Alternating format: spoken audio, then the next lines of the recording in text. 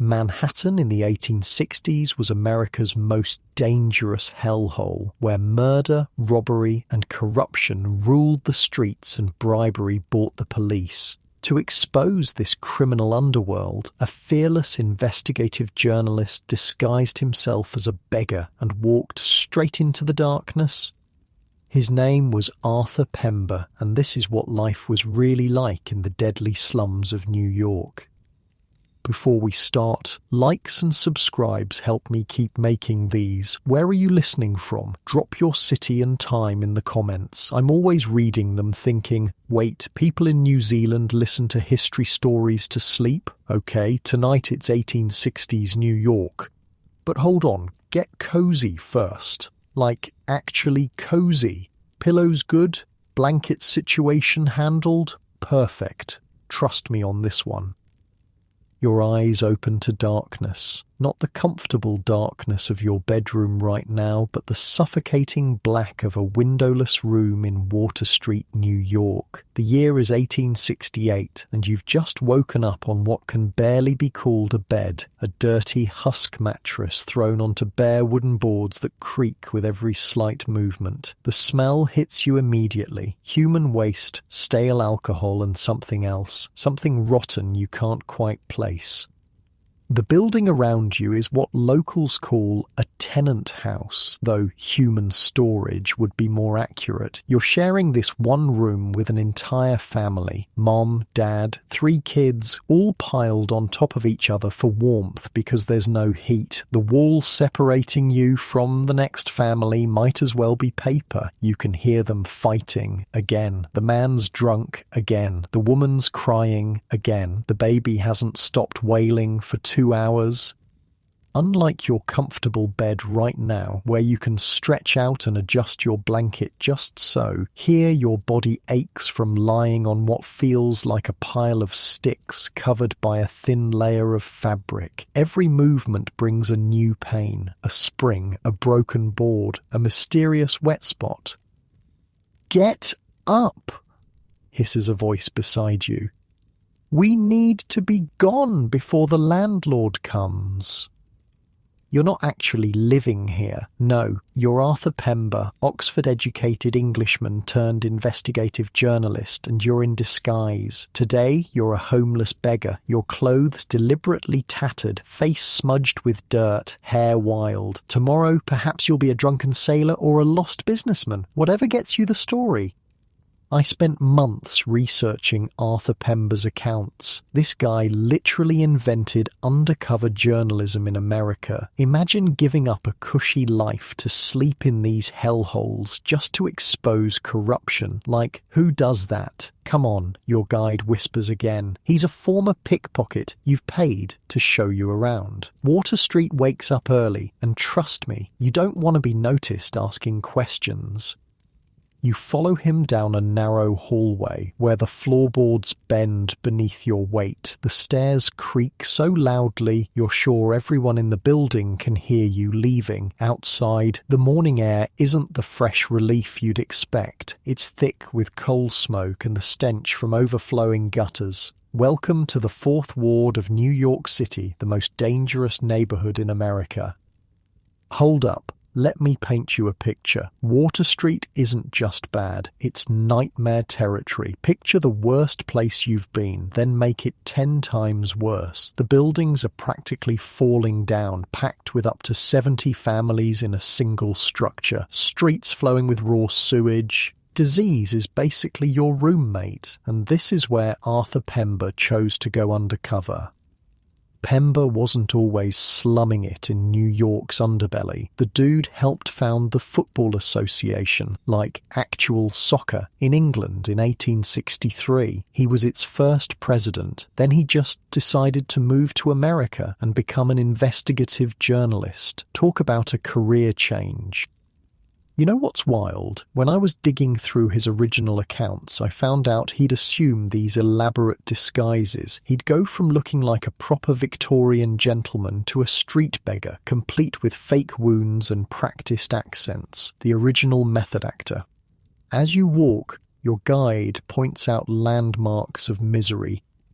See that place? Tommy Haddons. He's what they call a crimp, specialises in Shanghai, gets sailors drunk, drugs them, then sells them to ship captains needing crew. By the time the poor bastards wake up, they're halfway to China. You pass a woman slumped against a lamppost. Her bonnet's fallen down her back, her dress is splattered with mud, and she's singing a mangled version of an old French ballad to no one in particular. She captioned, "Wishy whiskers, core is shy, glancio, me poor captain." She slurs, one arm wrapped around the post for support, the other conducting an invisible orchestra. Your guide doesn't even slow down. "That's just Tuesday morning around here," he mutters. The gaslights cast eerie shadows as the morning fog hasn't fully lifted. Through it you see figures moving, some heading to work at the docks, others just ending their night of crime or vice. And speaking of crime, you're witnessing stuff that shouldn't exist in a supposedly civilized country. There are bucket shops where people can buy a tumbler of something pretending to be whiskey for 5 cents, liquid that's basically poison but gets you drunk fast. There are houses where men fight each other bloody while crowds bet on who'll die first. There are buildings where women are essentially enslaved. I mean, technically, prostitution is illegal, your guide explains with a shrug, but the cops get paid to look the other way. Everyone's on the take here. Suddenly, screams pierce the morning quiet. Your guide grabs your arm and pulls you into an alley. "Street fight," he whispers. "Don't get involved." But you're here to document exactly this, so you peer around the corner. The scene is pure chaos. Sailors, labourers, women, all tangled in a violent mass of kicking, punching and biting. Someone's wielding what looks like a cooking ladle as a weapon. Blood splashes on the cobblestones. Look, I've read police reports from this period and they're genuinely horrifying. This wasn't just shoving and name-calling. People died in these street fights, regularly, and no one really cared. 2 police officers are in the middle of it, using their clubs freely but making little difference. Then, in a move that turns your stomach, one woman gets a man's head in what your guide calls chancery, a position where she can smash his face repeatedly while another woman is pulling her hair out by the roots. You've seen bar fights back home in England. This isn't that. This is something feral, something desperate. Wait, what about the police? You ask your guide, watching the outnumbered officers getting attacked by the very people they were trying to control. Your guide laughs. "Welcome to Water Street. Even the cops don't come here unless they have to." As more police arrive and the fighters are rounded up, you and your guide continue on. The sun is finally breaking through, but it does little to make Water Street look better. In fact, the light only reveals more dirt, more decay, more desperation. "Where to first?" your guide asks. "Tommy Haddons," you reply. "I want to see this Shanghai operation for myself." Your guide looks at you like you've lost your mind. "Are you serious? That's basically asking to wake up on a ship to Australia." "I need to see it," you insist. "I'm careful." Your guide shrugs. "Your funeral." As you approach Haddon's establishment, you rehearse your cover story. You're a drifter looking for work, not too bright, perfect Shanghai material. The building itself looks almost respectable from the outside, a calculated facade. Inside, the air is thick with tobacco smoke and the sour smell of spilled beer. Despite the early hour, the place is busy. Sailors drinking away their pay, locals nursing cheap beers, and Haddon's runners eyeing newcomers like vultures watching dying animals. Tommy Haddon himself sits at a desk in the corner, a small, sharp-faced man with restless eyes. He's doing calculations in a ledger, probably figuring out how much a human being is worth on today's market. The Shanghai process is genius in its simplicity, a museum curator in maritime history told me when I was researching this, and utterly horrific in its execution. Here's how it worked. Haddon's runners would find men who were either drunk or could easily be convinced to drink. They'd lead them to Haddon's place for one more round. That drink would be drugged. When the victim passed out, they'd be taken upstairs and kept until a ship captain came looking for crew. The captain paid Haddon. The unconscious man was carried aboard, and by the time they woke up, they were at sea with no way back. You take a seat at the bar, trying to look both vulnerable and unremarkable. The bartender, a man with forearms like hams and scars across his knuckles, eyes you suspiciously. "What'll it be?" he asks. "Whiskey," you mutter, keeping your eyes down like someone with something to hide. The liquid, he pours, is amber, but you'd bet good money it's not actually whiskey. More likely watered-down rock gut with tobacco juice for colour and God knows what else for kick. You raise the glass to your lips but don't actually drink. You've heard stories about Haddon's special cocktails. A man slides onto the stool beside you, well-dressed, friendly smile, the kind of man your mother would have called too smooth by half. "New in town?" he asks casually, and this, right here, is how it begins. This friendly stranger is the first step toward waking up on a ship bound for China. "Just got in," you reply, slurring slightly to seem vulnerable. "Looking for work?" he asks, his smile never reaching his eyes. "Maybe. Got some prospects," you lie. "I might know something," he offers. "Good pay, see the world." You almost want to laugh at the transparency of it. "The world, huh?" you say, feigning interest. "Oh, yeah," the runner says, warming to his pitch. "Ever been to China, Australia, exotic places, beautiful women?" "Sounds expensive," you reply. "First round's on me," he says, signalling the bartender. "Let's talk about opportunities." And there it is. The trap is set. If you were actually a drifter, actually desperate, actually naive, you'd drink the doctored whiskey he's ordering. You'd pass out. You'd wake up at sea. You pretend to sip the new drink while the runner tells you increasingly elaborate lies about the wonderful life of a sailor. As you listen, you notice a man being carried down the stairs at the back of the room, limp, unconscious, clearly drugged. Two burly men take him out the back door, presumably to a waiting ship. The runner follows your gaze and quickly tries to distract you. "So, as I was saying about the pay, excuse me," you mutter, standing suddenly. "Need the privy." Instead of heading to the back where the toilets would be, you make for the front door. The runner calls after you, but you're already pushing your way outside, heart pounding. Your guide is waiting across the street. "That was quick," he says. "Did you see enough?" "Saw them carrying someone out," you reply, still shaken by the casual efficiency of it all. "Yeah, that happens all day, all night too. Haddon's got a deal with half the captains in the harbour." "Where to next?" you ask, straightening your disguise. Your guide grins, revealing a gold tooth among the brown ones. "How do you feel about entertainment? Ever seen a proper Water Street dance house?" As you follow him down the street, screams erupt from somewhere ahead. Not fight screams this time. Something worse. Your guide freezes. "What the hell was that?" you ask. "Nothing good," he replies, suddenly serious. "Nothing good at all."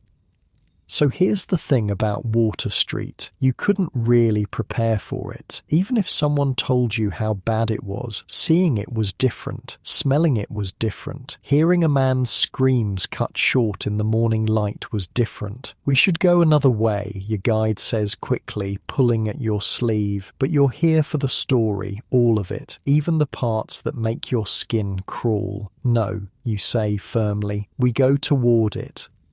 Your guide looks at you like you're insane. They're going to find bits of you floating in the East River. You pull out extra money, real journalists' money, not beggar money. "Double if we check it out." He stares at the cash, then at your face. "Your funeral," he says, for the second time that morning. As you move cautiously toward the source of the screams, the busy street has gone strangely quiet. People are suddenly finding reasons to be elsewhere, heads down, walking fast. Whatever happened, your guide whispers. Nobody saw nothing. That's how it works here. You see something, you forget it immediately. You round the corner and immediately wish you hadn't. All right, that's a good chunk. Let me know when you're ready for the next part. The body is face down in the gutter, one arm twisted at an unnatural angle. Blood mixes with the filthy water, creating swirls of crimson that disappear down a nearby drain. People step around it, not over it, giving the corpse a wide berth as they continue their morning business. Jesus, you whisper, shouldn't someone do something? Your guide looks at you like you've suggested flying to the moon. Like what? Send for his family? Half the people here don't have families. The other half, their families don't want to know them. The police then? He snorts. They'll be by eventually. Body'll go to Potter's Field if nobody claims it. Circle of life in Water Street. The casual acceptance of death here makes your skin crawl. Back in London, a dead body in the street would cause hysteria, crowds, authorities. Here, it's just Tuesday. You pull out your notebook, a risky move in your beggar disguise, and quickly jot down notes. The dead man is youngish, maybe 30. No obvious signs of who he was or how he died, besides the pool of blood beneath him suggesting a knife wound. Put that away, your guide hisses. You trying to get us both killed?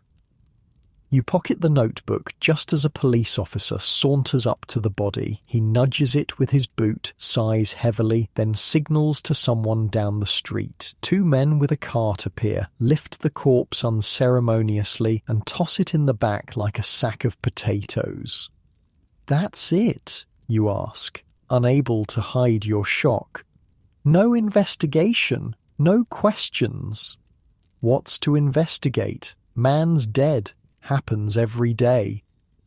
The officer notices you watching and narrows his eyes. Your guide grabs your arm and pulls you away. Don't make eye contact with the law, he mutters. Not in that get-up. They'll run you in just for looking suspicious. As you turn the corner, your guide relaxes slightly. So, dance house next? Much more pleasant than corpses. The dance house doesn't look like much from the outside, just another dilapidated building on a street full of them. A crudely painted sign reads, "Sailors Retreat," though you suspect few sailors have found actual refuge within. Inside, the air is thick with tobacco smoke, cheap perfume, and the unmistakable smell of unwashed bodies. The place is divided into two sections, a bar area where men of questionable character lean against the counter, and through a partition, a dance floor where the real business happens. 10 cents gets you in, says a mountain of a man guarding the entrance to the dance floor. Your guide hands over the money and the bouncer steps aside, revealing what can only be described as a vision of hell disguised as entertainment. The dance floor itself is sticky with spilled drinks and God knows what else. Around the edges, benches line the walls where women in shockingly brief costumes sit with sailors and dock workers. The term costume is generous. They're essentially undergarments dyed bright colours, displaying more skin than you'd see at most beaches. Their dresses seem rather scant, you comment to the proprietor, a sleazy-looking man who's also the self-proclaimed band leader. "Oh, they've got enough for the purposes of decency," he replies with a wink. You've been in some rough establishments in London, but nothing like this. The women range from young girls who can't be more than 15 to weathered veterans of 40 or 50. Some look bored, others desperate. A few seem completely intoxicated. All are wearing the same ridiculous outfit, a short dress barely covering essentials, glass beads around their necks and absurd feathered bonnets. I checked original accounts from reformers who visited these places, and they consistently mentioned how the women were dressed. It's like they were wearing parodies of fancy clothing, like someone saw a society lady once and tried to recreate it with scraps and stolen goods. The contrast between the elegant bonnets and the barely there dresses apparently made it even more depressing. The proprietor takes his seat in what he grandly calls the orchestra, a violin, banjo and tambourine, and shouts, "Now young ladies, a quadrille if you please," before launching into a tuneless melody. The women drag their partners to the floor, putting on exaggerated airs and graces that border on mockery of high society dances. The men stumble along, most too drunk to follow even the simplest steps. They say John Allen's place used to be the wildest, your guide tells you, nodding toward a building across the street. He reformed, though, or pretends he did. Missionaries paid him off. Missionaries? Oh yeah, religious folks come down here trying to save souls. Mostly they get robbed, but sometimes they make deals. Paid Allen a month's rent to use his dance hall for prayer meetings. A sailor nearby overhears and laughs. Allen took their money and only let them use it 2 weeks, clever bastard. You watch as a sailor who can barely stand attempts to waltz with 2 women at once, creating a bizarre 3-person tangle that ends with all of them crashing into a table. They prefer the shuffles, your guide explains. Sailors can't really do the fancy dances with their sea legs, too wobbly. One particularly drunk sailor slaps the shoulder of a scrawny woman with long, thin legs and calls her "old number 11, which sends the other dancers into fits of laughter. Your detective signals to one of the women who isn't currently entertaining a customer. She saunters over, and you're struck by the contrast between her crude outfit and her refined speech. "You're new," she says, looking you up and down. Despite your beggar disguise, she seems to sense you're different. "Just passing through," you reply. She laughs, a surprisingly musical sound in this den of misery. That's what they all say, yet here they all are, month after month. "How long have you been here?" you ask. 7 years, she replies, then leans closer as if sharing a secret. "I'm from a good family, you know. Very well educated. My mother's a widow lady with independent means in Scotland." You've heard similar stories in London's brothels, tales of genteel upbringings and tragic circumstances. Sometimes they're true. "Got into trouble when I was young," she continues. "Had to run away. Thank God my poor mother thinks I'm dead. It would kill her to see me here." She gestures around the room. You'd be shocked how many girls here are well-educated and from good families. Many can speak 2 or 3 languages, play the harp and piano, sing opera, but once you're in this life, you can't get out. Her eyes drift to a young girl, barely more than a child, being pawed at by a drunken dock worker. Many girls in these houses have parents living in style uptown. They'd never admit their daughters work here. Before you can ask more, the proprietor shouts for another dance, and she's pulled away by a customer. You make your way to the bar, where a bald man with massive forearms is pouring drinks. "What'll it be?" he asks. "Whatever's least likely to blind me," you reply. He laughs and pours something amber into a dirty glass. "Smart man, the cheap stuff's basically poison." "Been working here long?" you ask, pretending to sip. "Long enough to see it all," he replies. "The girls come and go, the sailors come and go, even the buildings come and go. Fire takes one, they build another. Only things that stay the same are the booze and the misery." Through the window, you notice a crowd gathering outside a building down the street. "What's happening there?" The bartender squints. "Ah, that's Kit Burns' place. Probably a rat-baiting match about to start. Your guide, who's been nursing a beer nearby, perks up. You want to see something really Water Street? That's it right there. Rat baiting. You've heard of it. A blood sport where terriers are pitted against rats in a pit, with bets placed on how many rats the dog can kill in a given time. It's outlawed in many places, but thrives in neighbourhoods like this. Let's go, you say, curiosity overcoming disgust. As you approach Burns's establishment, a crudely painted sign identifies it as Sportsman's Hall. Men crowd around the entrance, exchanging money and shouting odds. Inside, the place stinks of beer, sweat, and rat. The main attraction is a pit in the centre of the room, surrounded by tiered seating that your guide informs you can hold up to 500 spectators. Christopher Kit Burns himself is a portly, jovial-looking man with a pock-marked face who greets newcomers like long-lost friends. When he spots you and your guide, he waves you over. "Gentlemen, come in, come in. You're just in time. Got a new pup making his debut today." Burns shows you to seats near the pit, proudly pointing out his prized possession, a stuffed dog in a glass case.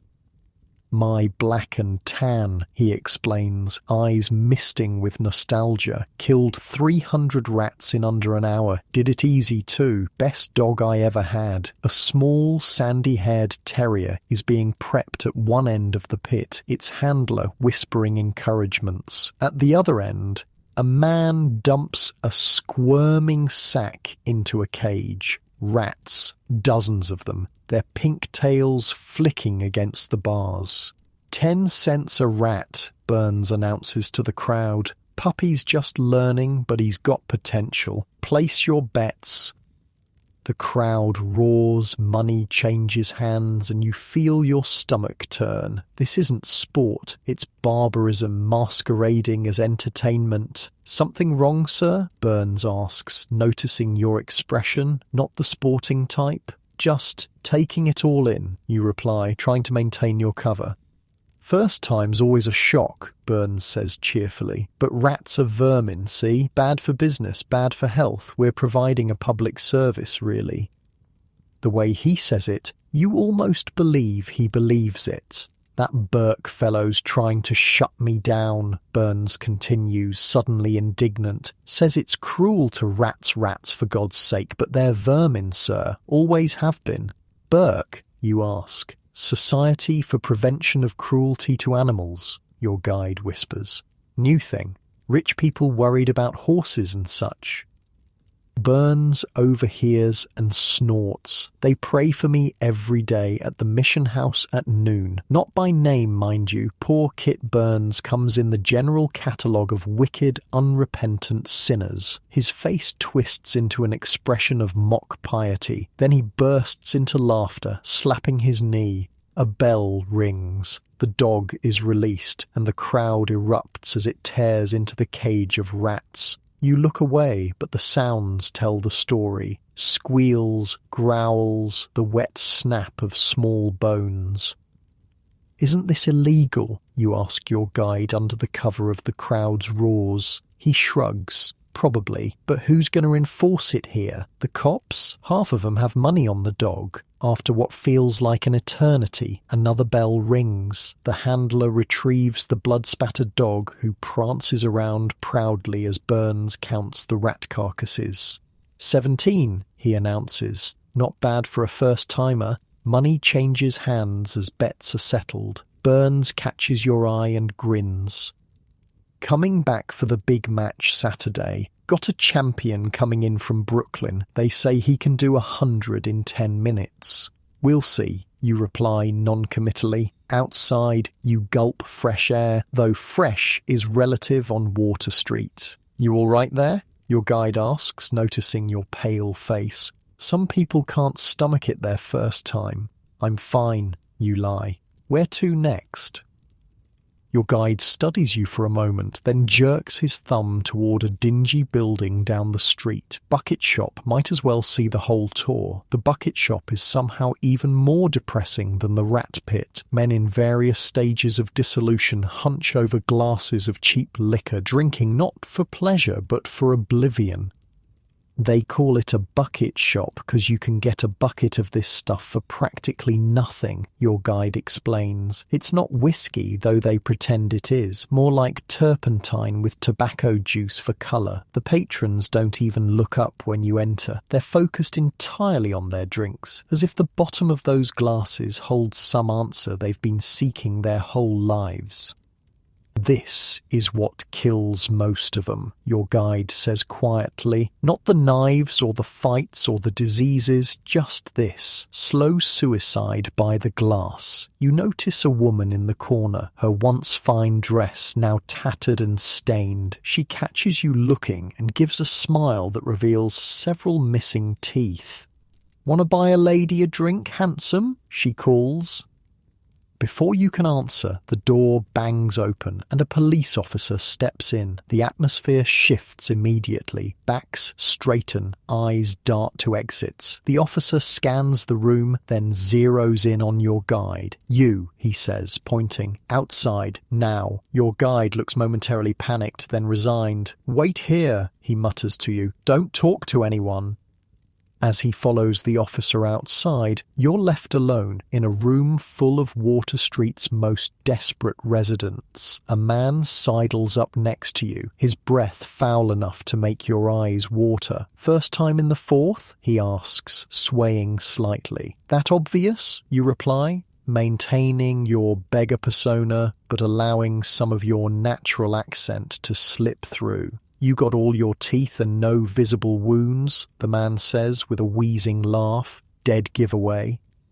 "Just looking for work," you say, sticking to your cover story. The man leans closer. "What kind of work? 'Cause I might know people looking for help, specialized help. Good with your hands? You're being recruited for something criminal, theft perhaps, or worse."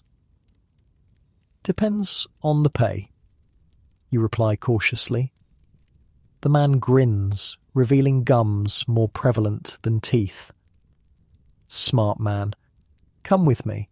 I'll introduce you to—" The door opens again, and your guide returns, looking shaken but intact. The man beside you melts away into the crowd. "We gotta go," your guide says urgently. "Now." Outside, he pulls you down an alley, checking over his shoulder. "What happened?" you ask. "Cop recognized me from a thing a few years back," he explains vaguely. "Wanted money to forget he saw me. Did you pay him?" "Had to. He knows where I sleep." Your guide runs a hand through his greasy hair. "This is why I don't usually come to the Fourth in daylight. Too many people remember me." "The officer just blackmailed you? Right there in the open?" Your guide laughs bitterly. "Welcome to New York, my friend. The cops are just another gang with badges."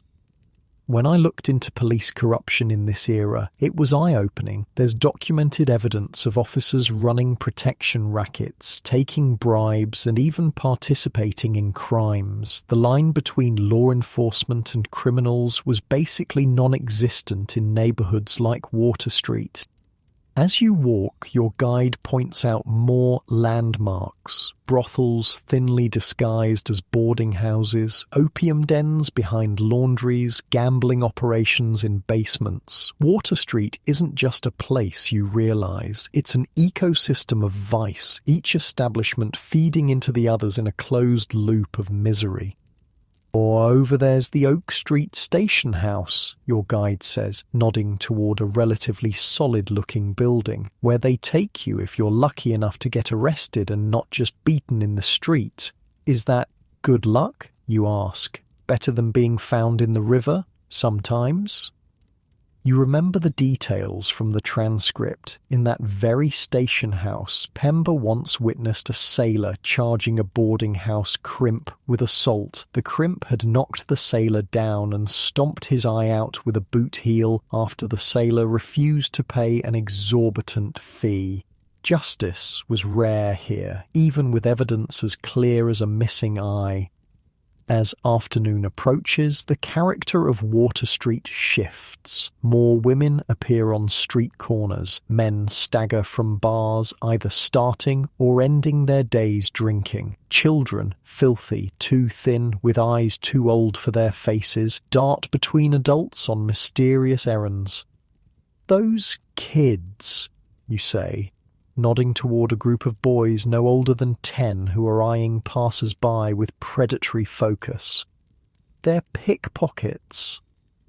"At best," your guide replies. "The younger ones, yeah. The older boys graduate to proper theft, breaking into houses and such. Girls usually end up in the dance houses by 14. The casual way he says it, like he's describing a natural process rather than the systematic destruction of young lives, makes your journalistic blood boil. This is why you're here, disguised and uncomfortable. This is the story that needs telling. I need to see more, you tell your guide, the worst of it. He studies your face. You're either the bravest man I've met or the stupidest. I've been called worse. He sighs. Fine, but we wait till dark. That's when the real Water Street comes alive. As the sun begins its descent toward the harbour, you and your guide find a relatively safe corner to rest. He dozes against a wall while you record observations in your notebook, hiding it whenever someone passes too close. The dancing houses and saloons are lighting up, their windows glowing like diseased eyes in the gathering darkness. Music, discordant, amateur but enthusiastic, spills into the street. Laughter too, though there's an edge to it that speaks more of desperation than joy. Night is falling on Water Street, and with it comes a darkness deeper than the absence of sun. Your guide was right. You've only seen half the story so far. The real horrors are just beginning. All right, that's a good chunk. Let me know when you're ready for the next part. Your guide wakes with a start, instantly alert in the way of men who've learned that deep sleep can be fatal. The street has transformed in the hour since sunset. Gas lamps cast sickly yellow pools that barely push back the darkness, creating more shadows than light. The relative restraint of daytime has evaporated like morning dew, leaving behind the true face of Water Street. All ready? Your guide asks, watching you carefully. Last chance to back out. Night's a different beast here. I came for the truth, you reply, adjusting your beggar's disguise. All of it. He nods, resigned. Your funeral. Third time I've said that today, starting to think it might be literal. The noise hits you first. Not just volume, but a kind of feverish energy that wasn't present earlier. Shouts, laughter, arguments, music from a dozen different sources, all clashing together in a symphony of desperation. The smell is worse too, as if the night air concentrates rather than disperses the stench of unwashed bodies, spilled alcohol and open sewers. Women who kept to the dance houses during daylight now line the street, calling to passers-by with practiced lines. Men stagger between saloons, growing louder and more dangerous with each drink, and through it all move predators, some obvious with knives visible at their belts, others harder to spot but no less deadly. Most murders happen between midnight and dawn, your guide explains as you walk. By morning, bodies get cleared away. Cops don't even investigate unless the victim's someone important, which nobody in Water Street is. 2 men burst from a saloon, already throwing punches. One pulls a knife, and the street parts around them like water around stones. Nobody interferes. Nobody seems surprised. Should we do something, you ask. Your guide snorts. Yeah, keep walking unless you want to be next. The knife flashes, someone screams, and you force yourself to keep moving. You're here as a witness, not a hero. The story is what matters, the exposure of this hell to the comfortable citizens who pretend it doesn't exist. I spent weeks researching the crime statistics from this period. In 1860s New York, murder was so common in certain areas that newspapers stopped reporting individual cases unless they were particularly gruesome or involved prominent victims. They'd just list numbers at the end of the week. 5 stabbings, 3 shootings, 4 unknown causes. Human life was incredibly cheap. Where to first? Your guide asks. You consider. Those alleyways you pointed out earlier, single and double, I want to see inside. He gives you a strange look. You sure? Not much to see, but misery stacked floor to ceiling. That's exactly what I need to document. Single alley is aptly named, a narrow passage between buildings with just one face to the street. The entrance is barely wide enough for 2 people to pass, and the smell that wafts out makes your eyes water. Human waste, rotting food, and the unmistakable sweet, sour odour of disease. 70 families in there, your guide says, nodding toward the dark moor. 1 privy in the back, no running water, no ventilation. And double alley? Same deal, but twice as big. 140 families, give or take. They take in lodgers too, so figure close to 1,000 people packed in there. You do the math in your head? That's at least 5 people per room, often more, in spaces barely larger than closets. I need to see inside. You insist. Your guide shakes his head. Your coins won't help you in there. Strangers don't come out of those places after dark, especially not ones who look like they might have money.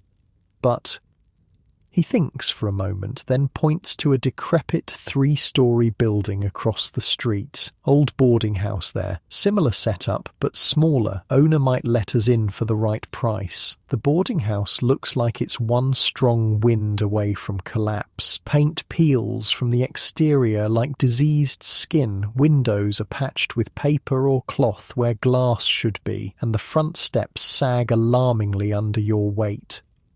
Your guide knocks a complex pattern on the door. After a long pause, it opens a crack and an eye peers out. What do you want? A voice rasps. Got a gentleman here wants a tour? Your guide says, paying cash. The door opens wider, revealing a hunched man with a face like crumpled paper. $5, he says immediately. It's an outrageous sum, but you nod. The man's eyebrows rise slightly. You've just confirmed you have money, but he steps back to let you in. The smell inside hits you like a physical force. Your eyes water and you fight the urge to gag. The narrow hallway is lit by a single guttering candle that does more to emphasize the darkness than dispel it. 3rd floor's the worst, the man says, mistaking your purpose. If you're looking for young ones. You realise with a jolt what he thinks you're here for. Just looking around, you say quickly. Research. The man gives you a knowing leer. Call it whatever you want, mister. $5 buys you a tour and privacy. What happens after ain't my business. You press the money into his palm and he gestures toward a rickety staircase. Help yourself. Knock before entering or you might get a knife for your trouble. As you climb the stairs, the wood groaning beneath your feet, your guide whispers, he thinks you're shopping for company. I gathered. Play along, safer that way. The 1st floor is divided into tiny rooms, doors half open to reveal cramped spaces occupied by multiple people. In one, a family of 6 sits on a single mattress, sharing what looks like a loaf of bread. In another, 2 women sew by candlelight, their fingers moving with mechanical precision despite the dim light. A child, perhaps 4 years old, stares at you from a doorway, her face smudged with dirt and something darker that might be blood. When you meet her eyes, she doesn't look away or show any emotion. There's a hollowness there that no child should possess. The second floor is worse. The rooms are smaller, the occupants more numerous. The air is thicker too, heavy with the smell of unwashed bodies, cooking grease, and the sickly sweet odour of consumption. Tuberculosis, the disease that thrives in crowded, unsanitary conditions. A coughing fit erupts from behind one door, the violent, tearing sound of lungs fighting for air. Nobody reacts. It's background noise here, as common as the creaking floorboards. Third floor, your guide murmurs, nudging you toward the final staircase. As you climb, you hear noises that make your skin crawl. A woman's forced laughter, a man's grunt, a child crying softly, continuously, hopelessly. The third floor is where they keep the hopeless cases, the women too old or sick to work the streets, but young enough to serve the most desperate customers, the children sold by parents who couldn't feed them, the opium addicts who lie on bare mattresses in a half-conscious daze. A girl who can't be more than 12 leans against a doorframe. Her eyes are adult, assessing, dead. "Looking for company, mister?" she asks in a practiced voice. You shake your head, unable to speak past the lump of rage in your throat. "2 bits, she continues, as if you'd shown interest. "Cheapest you'll find. 2 bits, 25 cents for what remains of her childhood. You want to grab her, run out of this hellhole, take her somewhere safe." But there is nowhere safe, not for her kind, not in this city. When I researched this period, what shocked me most were the accounts of child prostitution. Social reformers who ventured into these areas routinely found children as young as 10 working in brothels. What's worse is how normalized it was, not accepted as good, but accepted as inevitable, like bad weather or disease, just another fact of life in the slums. You press $1 into her hand, not for services, just because you can't do nothing. "Get some food," you whisper. Her expression doesn't change, but she pockets the money with practiced speed. "Room at the end is empty," she says, assuming you want privacy for whatever you paid her for. Instead, you move to a window at the end of the hall. From this vantage point, 3 stories up, you can see the patchwork of misery that makes up the 4th ward. Dance houses, saloons, and brothels form islands of light in the darkness. Between them flow rivers of humanity, drunk, desperate, dangerous. "Can you imagine growing up here?" you ask your guide quietly. "Don't have to imagine," he replies. "Born 2 blocks over." You turn to look at him with new understanding. "How did you get out?" "Who says I got out?" He laughs bitterly. "I'm still here, ain't I? Just learned to navigate better than most. Learned who to avoid, who to pay, when to run." In the street below, a fight erupts outside a saloon. Even from this height, you can hear the crack as a bottle breaks over someone's head. The victim drops like a stone, and the attacker goes through his pockets before anyone can intervene. "We should go," your guide says. "Seen enough?" "Almost." You turn from the window. "I need to understand how the police fit into all this. They can't all be corrupt." "Follow me," your guide says with a grim smile. "I'll show you exactly how the law works in Water Street." Back on the street, the night has deepened, but the activity has only increased. Your guide leads you to a saloon that, from the outside, looks no different from the dozens of others you've passed. Inside, however, the clientele is unexpected. Uniformed police officers fill half the tables, drinking alongside the very criminals they should be arresting. Money changes hands openly, not for drinks, but for what are clearly payoffs. A burly sergeant laughs with a man you recognize as a bouncer from one of the dance houses, both of them counting cash under the table. "Monthly collection," your guide explains in a low voice. "Brothels, gambling dens, dance houses, they all pay for protection, not from criminals, from the law itself. They're just taking bribes in the open? Who's gonna stop 'em? The other cops? He snorts. System works for everybody except the poor bastards at the bottom. A man in plain clothes but with the unmistakable bearing of authority enters and the room subtly shifts. Conversations pause, eyes lower, postures straighten. "Captain," your guide whispers. "Precinct boss? His take's bigger than all the rest combined." The captain scans the room, his gaze passing over you without interest. You're just another Water Street degenerate as far as he's concerned. He takes a seat at a reserved table in the back, and immediately several envelope-bearing men approach to pay their respects. And their bribes. "Elections coming up," your guide continues. "Cops make sure the right votes get counted, the wrong ones disappear. Politicians return the favour by keeping the right cops in the right places." "The whole system is corrupt," you murmur. Now you're getting it. A commotion at the door draws your attention. 2 officers drag in a struggling man, blood streaming from a cut on his forehead. "Caught him stealing from Kit Burns's place," one officer announces to the room. The captain barely looks up. Usual treatment. The officers grin and drag their captive toward the back door, presumably to an alley where they can dispense their version of justice without witnesses. "Should have known better," your guide says, shaking his head. "Burns pays triple what most places do. Stealing from him's practically suicide." As you watch the illicit commerce continue, a horrible thought strikes you. "The body we saw this morning," you ask, "the one they just carted away without investigation, was that?" "Probably. Could have been someone who didn't pay protection, or stole from the wrong person, or just looked at someone wrong. Doesn't take much around here."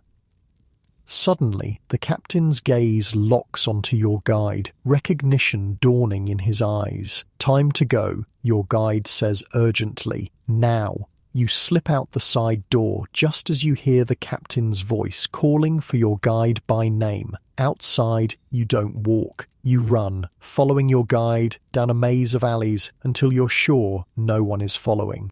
"That was close," he pants, leaning against a wall. "Captain knows me from way back, knows I don't come around unless I'm showing someone the sights."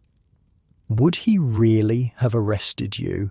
"Arrested?" Your guide laughs breathlessly. "No, that costs money. Beaten senseless and dumped in the river more likely." You've both stopped in a relatively quiet street. The buildings here are just as dilapidated, but there are fewer saloons, more residences.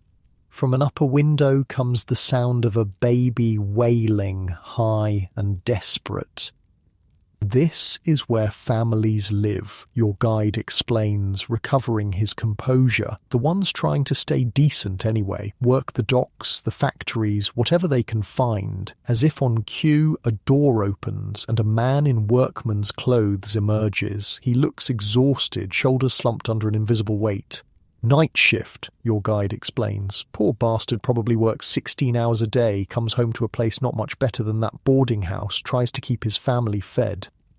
"How do they survive?" you ask. Some don't. Some turn to crime eventually. Some just endure, get up every day and do it all again until they can't anymore. The man trudges past you without a glance, his eyes fixed on the ground, his mind perhaps on the long night ahead, or the hungry children he's leaving behind.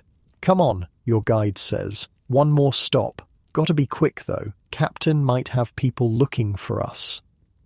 He leads you to a building that, despite its shabby exterior, has a certain dignity lacking in its neighbours. A small sign identifies it as a mission house.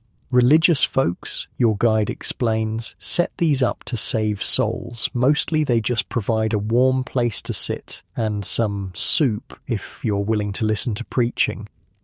Inside, a small group has gathered, mostly women and a few elderly men. A grey-haired preacher stands at the front, reading from a Bible by lamplight. His voice is hoarse but passionate as he describes the rewards awaiting the faithful in heaven. For most of these people, your guide whispers, the promise of a better afterlife is the only hope they've got. You scan the faces of the congregation, worn, tired, but somehow still holding on to something. Faith, perhaps, or just the simple comfort of being somewhere warm and relatively safe for an hour. None of the notorious figures you've encountered today. Not Tommy Hadden, not Kit Burns, not the dance house proprietors, are present. The mission's reach extends only to those already at the bottom, not to those who profit from putting them there. They try, your guide says, with surprising gentleness. These church folks, they just don't understand. Telling someone who's starving that God loves them doesn't fill their belly. Telling a girl who's been on the streets since she was 12 that Jesus forgives her doesn't give her anywhere else to go. A woman near the back notices you watching and meets your gaze. There's no hope in her eyes, no faith despite the sermon washing over her, just a dull acceptance of her lot. I interviewed a historian who specialized in reform movements of this era. She told me these missions were well-intentioned but profoundly inadequate, like trying to empty the ocean with a teacup. The systemic problems were too big, too entrenched. Without addressing poverty, housing, education, and corruption, no amount of preaching could make a meaningful difference. You've seen enough for one night, your guide says, tugging your sleeve. Any more and we're pushing our luck. Outside, the streets have grown marginally quieter as the very drunkest have passed out and the slightly more sensible have found beds or companions for the night. But danger still lurks in every shadow, and your guide keeps you moving at a brisk pace away from the mission, deeper into the warren of streets that make up the Fourth Ward. Where are we going? You ask, realizing you've lost your bearings in the tangle of identical dilapidated streets. Oh, safe house, he replies cryptically. Can't take you back to your hotel looking like that, and can't stay on the streets all night, not after the captain saw us. As you turn a corner, a figure detaches from the shadows ahead, a police officer, billy club already drawn. You there! He calls. Stop where you are. Your guide freezes, then whispers from the corner of his mouth. When I move, run. Don't look back. Don't stop. Head for the docks. Before you can respond, he shouts. It's a raid at the top of his lungs. Doors fly open up and down the street as people scatter, creating instant chaos. Your guide shoves you hard in one direction and bolts in another. The officer hesitates, confused by the sudden explosion of activity, and in that moment, you run.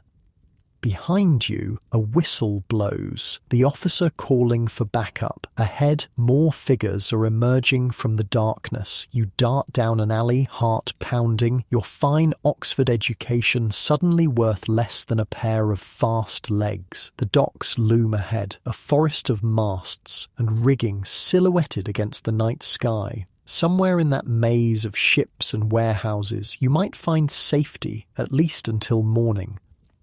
But as you emerge from the alley, a heavy hand falls on your shoulder, spinning you around. You find yourself face to face with a mountain of a man in police uniform, his expression somewhere between amusement and contempt. Well, he says, his breath reeking of whiskey and tobacco. What do we have here? All right, that's a good chunk. Let me know when you're ready for the next part. The officer's grip tightens on your shoulder, fingers digging into your collarbone. His face is a road map of broken veins and old scars, eyes bloodshot but alert. You consider your options. Running seems impossible, fighting suicidal. Just looking for work, officer, you mumble, deepening your fake American accent, slouching into your beggar disguise. "Funny," he says, not sounding amused. "Captain wants to talk to someone matching your description, someone asking questions they shouldn't." Your heart sinks. Word travels fast in Water Street. "You got the wrong fellow," you insist. "I'm just passing through." He studies you for a long moment, then a slow, unpleasant smile spreads across his face. "Empty your pockets." You hesitate. In your right pocket is the money you've been using to bribe your way through Water Street. In your left is your notebook, the most damning evidence of your true purpose here. "I said," he repeats, raising his club, "empty them." You reach for your right pocket first, removing a handful of coins and crumpled bills. The officer's eyes light up with naked greed. "That's a lot of cash for a beggar," he observes, plucking the money from your hand. "Where'd you steal it?" "Didn't steal it," you protest weakly. "Saved up." "Other pocket," he demands, already pocketing your money.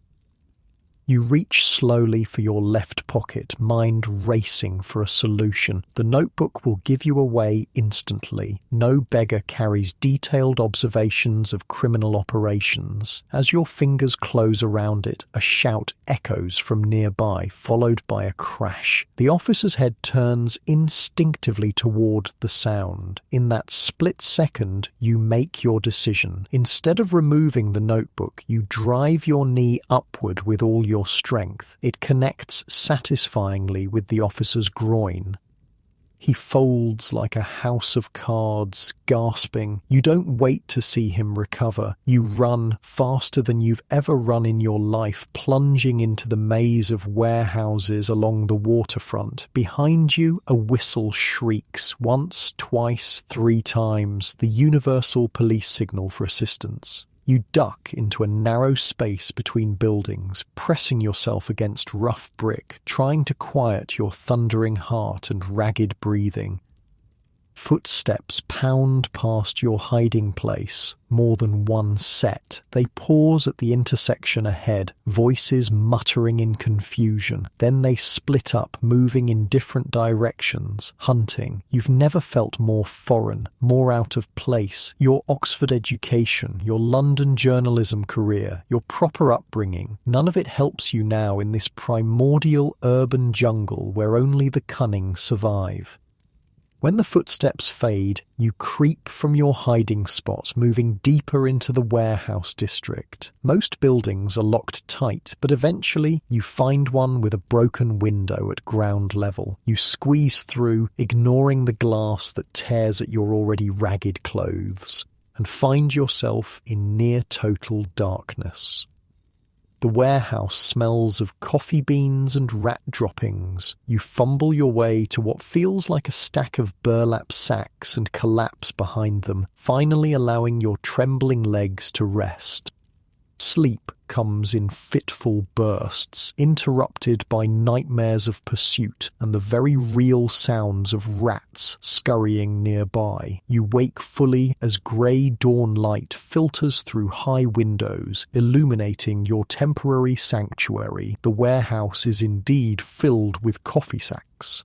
Hundreds of them, stacked nearly to the ceiling. Your body aches from the hard floor and yesterday's exertions. Your fine clothes, disguised beneath beggar's rags, are filthy. Your face, when you touch it, feels rough with stubble. The transformation from gentleman journalist to actual Water Street denizen is becoming less of a disguise and more of a reality. With daylight comes a new problem. You can't stay here, but you also can't return to your hotel looking like this. You need your guide, but have no idea how to find him. For all you know, he's been caught by the police himself. You peer through a crack in the warehouse door. The dockside is already busy with workers unloading ships, carrying crates, shouting orders. Among them, you spot the occasional blue uniform of a police officer, presumably still hunting for you. You're effectively trapped, and your stomach reminds you with an angry growl that you haven't eaten since yesterday afternoon. This is no longer just an investigative exercise. You're experiencing the actual desperation of Water Street's residents, hungry, hunted, with nowhere safe to go. For the next few hours, you watch the docks through your crack in the door, observing the rhythm of the place. Ships arrive, are unloaded or loaded, depart. Men sweat and curse under heavy burdens. Foremen shout orders. Police patrol casually, more interested in the occasional free drink from merchants than in actual law enforcement. You see men who look like your guide, rough types who aren't dock workers but somehow belong here, moving through the crowds with practiced ease, occasionally exchanging small packages or whispered conversations. Water Street's underground economy at work. By mid-morning, your thirst has become nearly unbearable. You've spotted a water pump near one of the piers, used by workers to wash and drink. If you're careful, you might reach it without being noticed. You wait for a particularly busy moment when a large shipment is being unloaded and everyone's attention is directed elsewhere, then slip out the door. You keep your head down, shoulders hunched, moving with the shuffling gait of someone who expects to be kicked at any moment. No one gives you a second glance. You're just another Water Street derelict, invisible in your misery. The water from the pump is brackish and tastes faintly of rust, but it's the sweetest thing you've ever drunk. You fill your cupped hands again and again, slaking a thirst you hadn't fully acknowledged until now. "Hey you," a gruff voice calls. Your heart stops, but when you turn, it's not a policeman, but a burly dock foreman. Need a man for unloading, 2 bits for the morning. He's offering you work, actual, legitimate work. The irony doesn't escape you. Your disguise is so convincing that you're being mistaken for one of the desperate men who gather at the docks each morning, hoping for a day's labour. "Yes," you say, realizing this is perfect cover. "I'll work."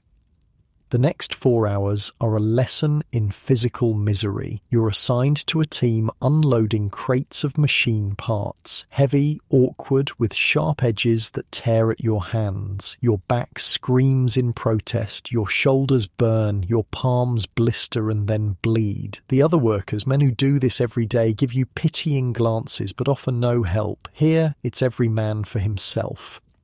By noon, you've earned your 25 cents and a grudging respect from the foreman, who initially thought you wouldn't last an hour. More importantly, you've had time to think, to plan your next move. "Coming back tomorrow?" the foreman asks as he pays you. "Maybe," you reply non-committally.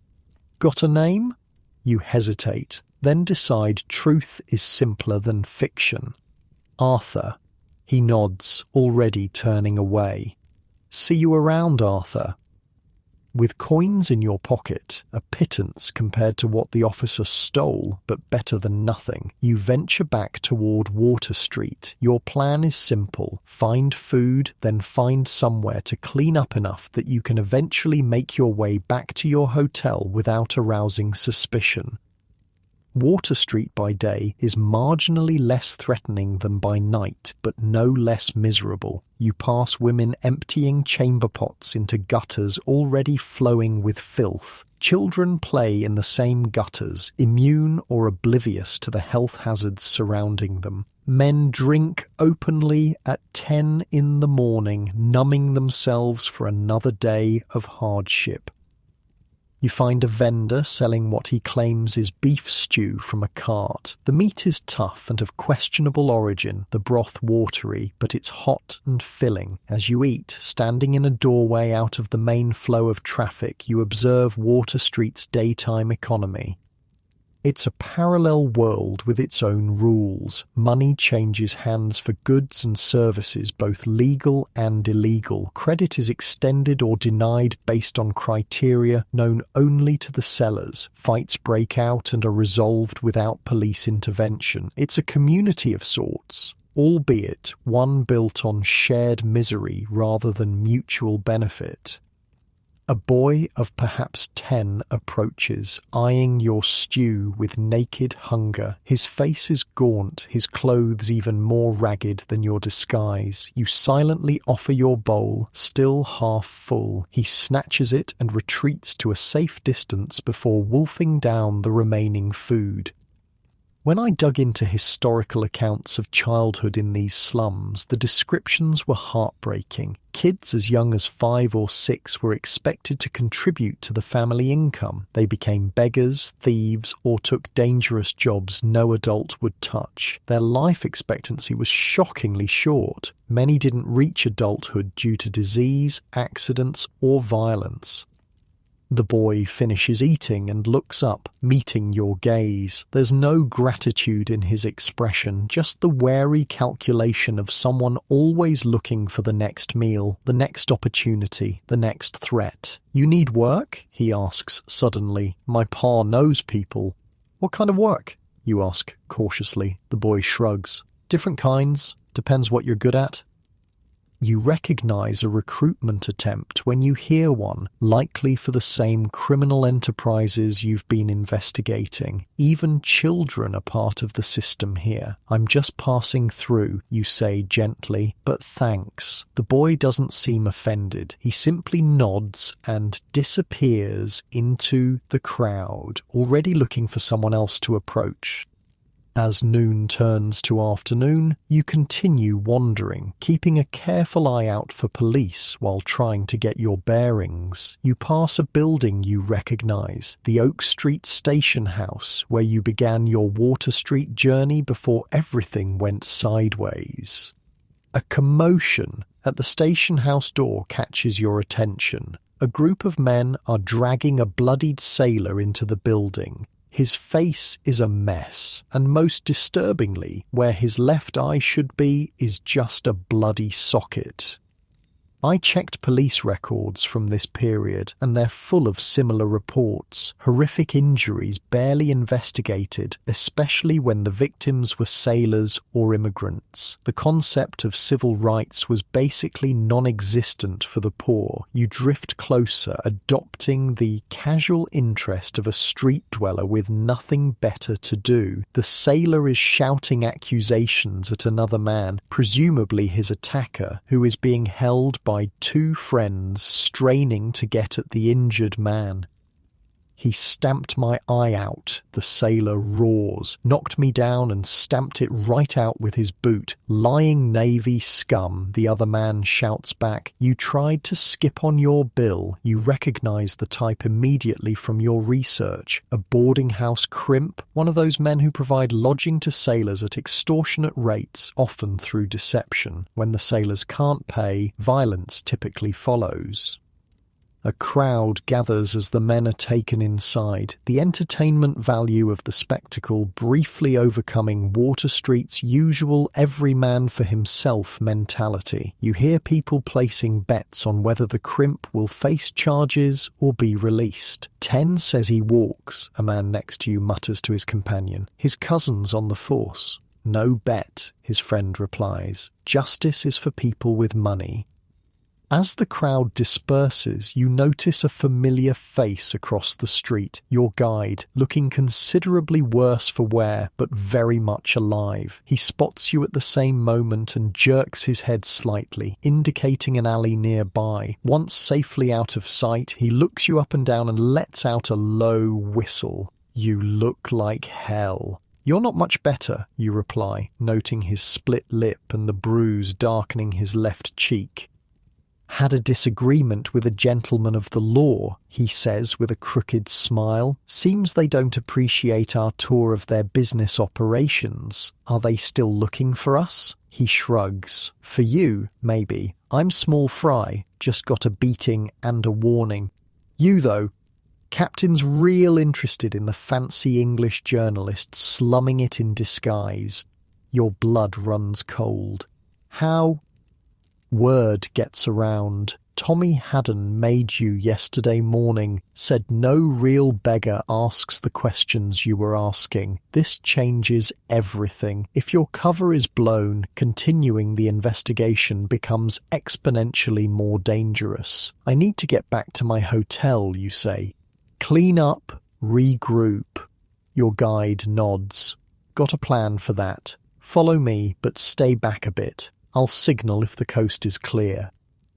He leads you through a bewildering series of alleys and side streets, occasionally stopping to check for followers or police. Eventually, you reach a nondescript building that turns out to be a public bathhouse, one of the few in the area. 2 bits gets you hot water and soap, your guide explains. Worth every penny. You clean up, I'll find you some clothes that won't scream gentleman in disguise. The bathhouse is basic but functional, a series of private stalls with metal tubs, a far cry from London's elegant bathing establishments, but heaven after your recent experiences. The hot water turns grey almost immediately as you scrub away the accumulated filth of Water Street. As promised, your guide returns with clothes, simple workman's attire that will help you blend in better than either your gentlemanly clothes or the beggar disguise. "What now?" he asks as you emerge, transformed once again. "I'm not finished," you say firmly. "I came for the story, and I'm going to get it." He looks at you like you've lost your mind. They know who you are now. It's not safe. It never was, you point out. But now I need to be smarter about it. Less direct observation, more interviews. Your guide's eyebrows rise. Interviews? With who? Anyone who'll talk. Former residents who've gotten out, police who might be sympathetic to reform, religious workers from the missions. He considers this, then nods slowly. Might work. Less dangerous than wandering around Water Street at night anyway. Can you help me find people to talk to? Maybe, for the right price. His entrepreneurial spirit remains undimmed by your recent troubles. You count your remaining money. Pitifully little after the police officer's theft. I'll need to get more cash from my hotel. Risky, your guide warns. They might be watching it. He has a point. The corrupt police of Water Street would think nothing of staking out a hotel to catch a troublesome journalist. Then I need to get a message to my editor at the Tribune, you say. Let him know what's happening, get some funds. Your guide scratches his chin thoughtfully. I know a kid who can run messages, reliable, fast, and knows how to be invisible. Cost you, though. How much? $1 for him, $1 for me for setting it up. It's steep but necessary. You hand over your last $2, then scribble a note to your editor on a page from your notebook, explaining your situation and requesting funds. Where will I find you after? You ask as your guide pockets the note and money. Boarding house on Cherry Street. Grey door, brass knocker. Knock 3 times, then 2. Say Mike sent you. With that, he disappears into the crowd, leaving you alone once again in the unforgiving world of Water Street. But now you have a plan, a direction, and more importantly, a growing understanding of how this place truly functions. You spend the afternoon carefully making your way toward Cherry Street, avoiding main thoroughfares where police might be watching. The streets here are marginally better than Water Street proper, still poor, still dangerous, but with a higher proportion of working families versus outright criminals. Women hang laundry from windows, the meagre garments flapping like surrender flags in the breeze. Children play games with sticks and stones that have rules known only to them. Men sit on stoops, smoking pipes or simply staring into the distance with the vacant eyes of the chronically exhausted. This is the working poor's Water Street. People one missed paycheck away from the dance houses or criminal gangs clinging desperately to whatever respectability they can maintain. Their struggle is different from the outright criminality you witnessed before, but no less deadly in its way. They fight against time, against illness, against the grinding machinery of poverty that wears them down day by day. You pass a woman teaching her daughter to sew by the light of their open door, her needle flashing in the sun as she demonstrates a stitch. The girl, perhaps 7, watches with solemn concentration. This is her inheritance, not land or money or education, but the skills to barely survive in a world stacked against her. As evening approaches, bringing with it the more dangerous elements of Water Street life, you finally locate the boarding house. Grey door, brass knocker, just as described. You knock 3 times, then 2, and wait, hoping your guide's message has already reached your editor at the Tribune. The door opens a crack and a woman's face appears, lined with age and hardship, but with eyes that miss nothing. "Mike sent me," you say quietly. She nods once and steps back, opening the door just wide enough for you to slip inside. The hallway beyond is dark, the air heavy with the smell of boiled cabbage and too many people in too little space, but compared to what you've seen, it feels almost welcoming. "Room at the top," she says, her voice raspy from what might be illness or might be gin. "Don't make noise. Don't bring trouble." You climb the narrow stairs, each step creaking alarmingly beneath your weight. At the top floor, a single door stands ajar. Inside is a tiny room with a narrow bed, a cracked wash basin, and a chair missing one leg propped against the wall to stay upright. It's hardly luxury, but it's private and relatively clean, a safe harbour in the storm of Water Street. Through the room's single window, you can see the neighbourhood spreading below you, the first lamps being lit as darkness falls. Tomorrow, you'll continue your investigation, but with a new approach. Tonight, you'll rest, record your observations in your notebook, and prepare for whatever Water Street throws at you next. Because despite the danger, despite nearly being caught, despite everything you've seen, you know one thing with absolute certainty: this story needs to be told. All right, that's a good chunk. Let me know when you're ready for the next part. You wake to the sound of church bells, distant, muffled, but unmistakable. Sunday morning in Water Street. Through your grimy window, the sky is the colour of dirty dishwater, promising rain later. Your body aches from yesterday's dock work, muscles protesting every movement as you rise from the thin mattress. Your room in the boarding house smells of old cabbage and mildew, but after 2 days in Water Street, your nose has begun to adjust to the general miasma. You splash water on your face from the cracked basin, the coolness momentarily refreshing against your skin. A knock at the door makes you tense. You've been jumpy since your encounter with the police yesterday. "Who is it?" you call, reaching for the small knife you found in the room and tucked under your pillow, a previous occupant's forgotten protection. "Message," comes a boy's voice. You open the door cautiously. A skinny kid of maybe 12 stands there, cap pulled low over his eyes, hands thrust deep in his pockets. "You the English fellow?" he asks. "Perhaps. Who's asking?" He rolls his eyes at your caution. "Got something for you from the Tribune." He pulls a small envelope from his pocket and holds it out, adding, "Mike says to tell you he'll be by at noon." The boy disappears down the stairs before you can ask anything else. You close the door and examine the envelope. Inside are $10, a small fortune in Water Street terms, and a brief note from your editor. "Pember, situation understood, funds enclosed. Be careful, story sounds promising. Expect full report when safe. GS." The money represents both safety and opportunity. You can pay for your room, buy food, compensate potential interviewees, and most importantly, avoid the desperate choices that drive so many Water Street residents to crime or worse.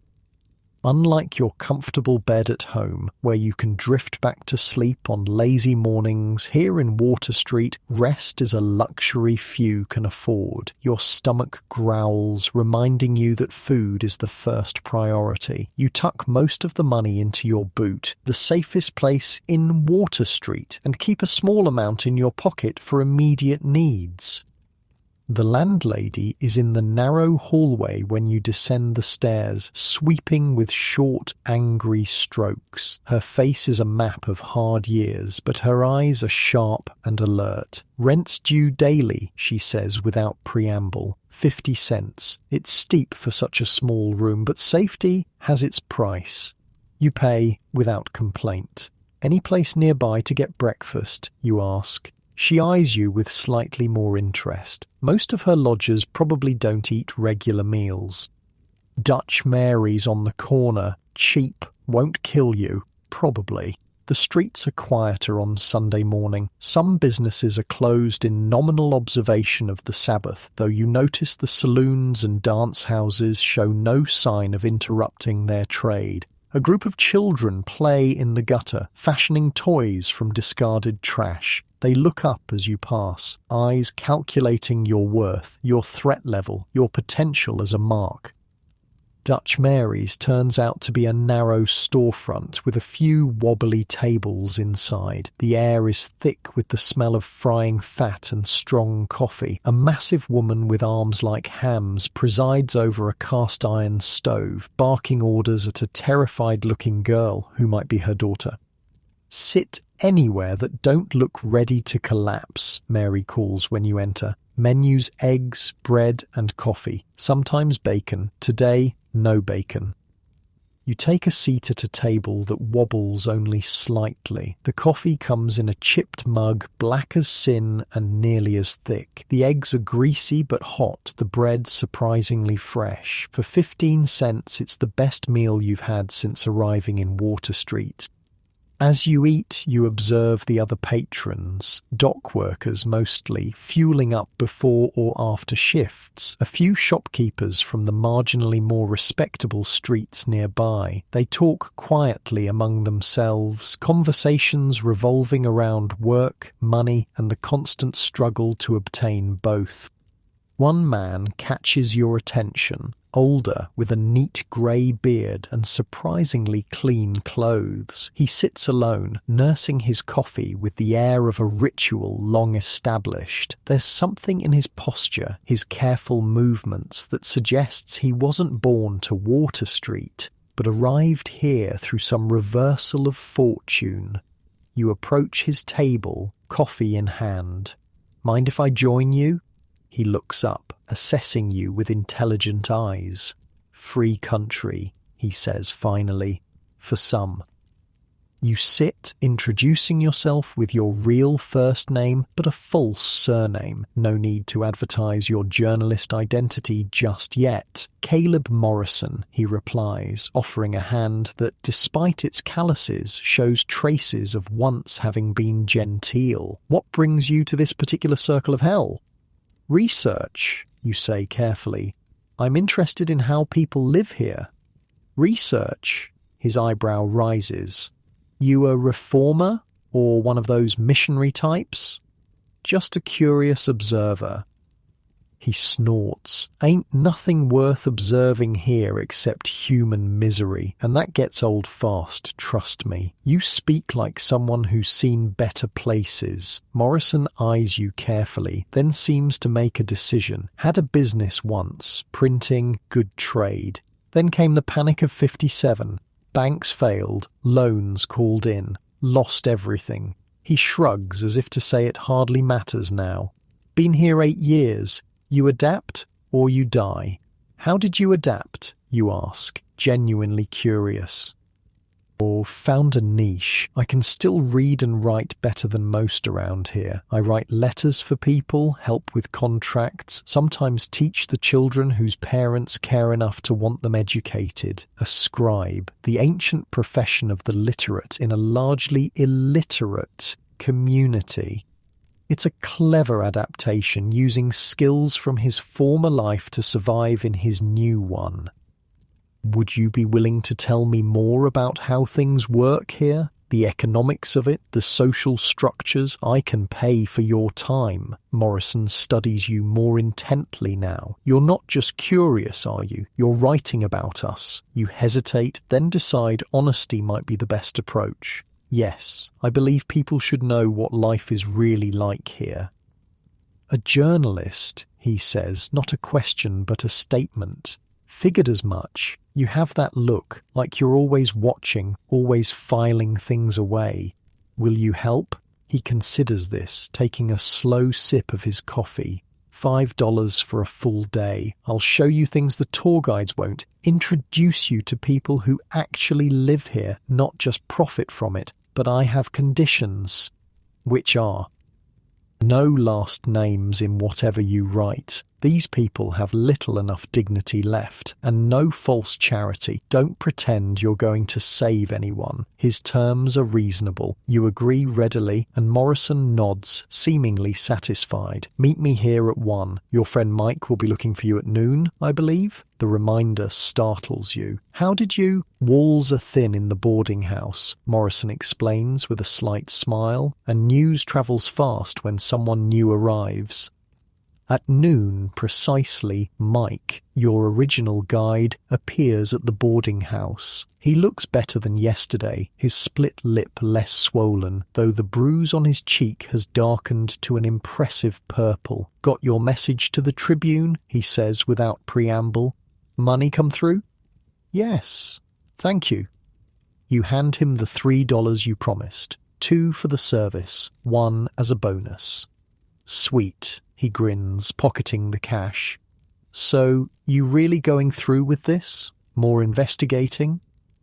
Different approach, less wandering, more talking. I've arranged a guide, Caleb Morrison. Mike's eyebrows shoot up. Old man Morrison? Huh? Good choice, actually. He knows everybody and nobody bothers him much. Too useful. He mentioned showing me things you wouldn't. Mike laughs. Probably true. I showed you what pays. The cribs, the dance halls, the rough stuff. Morrison will show you how people actually live here when they're not drinking or whoring or getting rolled by cops. Is that why you brought me to those places first? Because that's what pays? His expression turns serious. Took you there because that's what people want to read about. Murder and vice sells papers. Nobody wants to read about a mother stretching a half-pound of beans to feed 6 kids for a week. There's uncomfortable truth in his words. Sensation sells. Everyday misery rarely makes headlines. Will you be around if I need you again? You ask. Always around, Mike shrugs. Water Street's home. Just ask for me at Paddy's on James Street if you need anything. He tips his cap and saunters off, somehow projecting confidence despite his battered appearance. At 1 o'clock, you meet Morrison at Dutch Mary's as arranged. He's traded his coffee for a small notebook and pencil, the tools of his trade.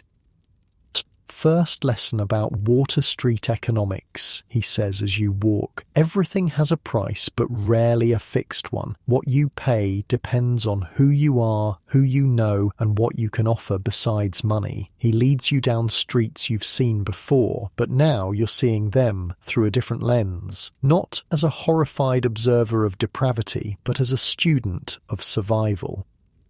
See that woman? Morrison nods toward a heavy-set matron haggling fiercely with a vegetable seller. She buys the damaged produce at the end of market day, cuts away the bad parts, sells what's left at a markup to people who can't get to the market themselves, makes maybe 30 cents profit on a good day.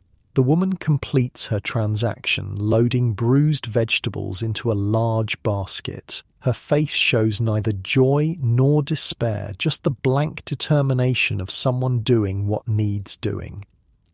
And him? Morrison indicates a man collecting scraps of coal that have fallen from delivery wagons, sells bags of coal pieces to people who can't afford proper fuel. 10 cents a bag, probably makes more on a cold day than I do in a week. Throughout the afternoon, Morrison points out dozens of these micro-economies, the rag pickers who sort through garbage for anything saleable, the water carriers who bring relatively clean water from public pumps to tenements without it, the menders who patch clothing until the original fabric is barely visible beneath repairs. Most people have 3 or 4 hustles going at once, Morrison explains. The regular work, if they're lucky enough to have it, the side business for extra pennies, the favour economy, doing things for neighbours in exchange for help when needed, and often something not quite legal for when times get desperate. You pass a woman teaching 3 young children in the doorway of a tenement. She has no books, just a slate with letters chalked on it. Neighbourhood school, Morrison explains. 3 cents a week per child. She teaches reading, basic sums, a little history, more education than most of these kids would get otherwise. Is she a former teacher, you ask, noting the woman's methodical approach. Former lady's maid to an educated family, picked up enough to pass it on, better than nothing. Education, or the lack of it, is clearly a key factor in the cycle of poverty. Without basic literacy or numeracy, the children of Water Street have little hope of escaping their circumstances. A sudden commotion draws your attention. A crowd has gathered around a tenement entrance, voices raised in anger and distress. Morrison frowns and quickens his pace. "Eviction," he mutters as you get closer. Bastards don't even wait for the rain to stop. Indeed, it has begun to drizzle, a cold, insistent mist that somehow penetrates clothing more thoroughly than a proper downpour. On the street in front of the tenement sits a pitiful collection of furniture, a mattress already darkening with moisture, a 3-legged table, a few cooking pots, and some bundles of clothing. Beside them stands a family, mother, father, 3 small children, all watching their meagre possessions succumb to the weather. 2 weeks behind on rent, a bystander tells Morrison. Landlord's nephew wants the room for his new wife.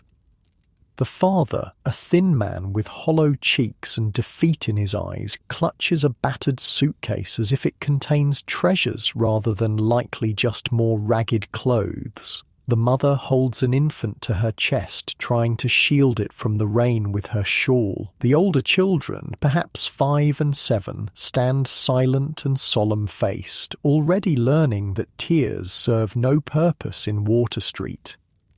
I interviewed a housing historian about evictions in this period. She explained there were virtually no protections for tenants. Evictions could happen without notice, often violently and frequently in bad weather when the landlord knew the family would be most desperate and least able to resist.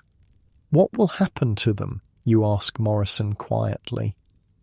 If they're lucky, a relative or friend takes them in until they find another place. If not, he doesn't finish the thought, but the implications are clear. The streets of New York are no place for children, especially not in the colder months. Almost without conscious thought, you step forward, addressing the father. "I have a room," you say. "It's small, but you're welcome to it for tonight, until you find something else." The man stares at you with suspicion. Charity is rare enough in Water Street to be treated with distrust. Morrison puts a hand on your arm. "A noble gesture," he says quietly, "but not a practical one. Your landlady won't allow a family of 5 in a single room. The noise alone would get them thrown out by midnight." Before you can respond, another woman pushes through the crowd. "Sarah," she calls to the evicted mother, "you'll come to us. Jacob can take the boys to his brother's, just until you find a new place." Relief washes over the family's faces. They have been saved, at least temporarily, by the community's fragile safety net. "That's Widow Jenkins," Morrison explains as the crowd begins to disperse, the drama concluded. "She takes in women and children when there's trouble. Been doing it for years. No one knows how she affords it. Simple charity, you suggest?" Morrison gives you a look that suggests your naivety is showing. Nothing simple in Water Street. Everything has a price, maybe not in money, but in obligation, in future favours, in loyalty. The widow builds her own safety net, one rescued family at a time. The rain intensifies as afternoon slides toward evening. You and Morrison take shelter in a small tavern, not one of the rowdy saloons you visited with Mike, but a quieter establishment catering to the working poor rather than sailors or criminals. Men and a few women sit at scarred tables, nursing beers that they make last for hours. No one is drunk, no one is fighting. They talk in low voices about work, about family troubles, about the constant grinding struggle to stay one step ahead of disaster. "These are the invisible ones," Morrison says, his voice pitched just for your ears. "The ones who work 16-hour days at the factories or docks, the ones who send their children to work as soon as they can walk steadily, the ones who go hungry so their kids can eat something. Nobody writes about them because there's nothing sensational in quiet desperation." A middle-aged woman approaches your table. Despite her worn clothes, she carries herself with dignity. "Mr. Morrison," she greets your companion. "The usual?" "Thank you, Mrs. Callahan, and one for my friend here." She returns with 2 mugs of beer that's more foam than alcohol. But no one complains. This is a place where stretching resources is an art form. Mrs. Callahan was a nurse before her husband died, Morrison tells you after she moves away. Now she runs this place, provides basic medical care when she can, safer than the charity hospitals, people say. How do they afford medical care, you ask? Mostly they don't. They work until they drop, then hope someone takes care of their children when they're gone.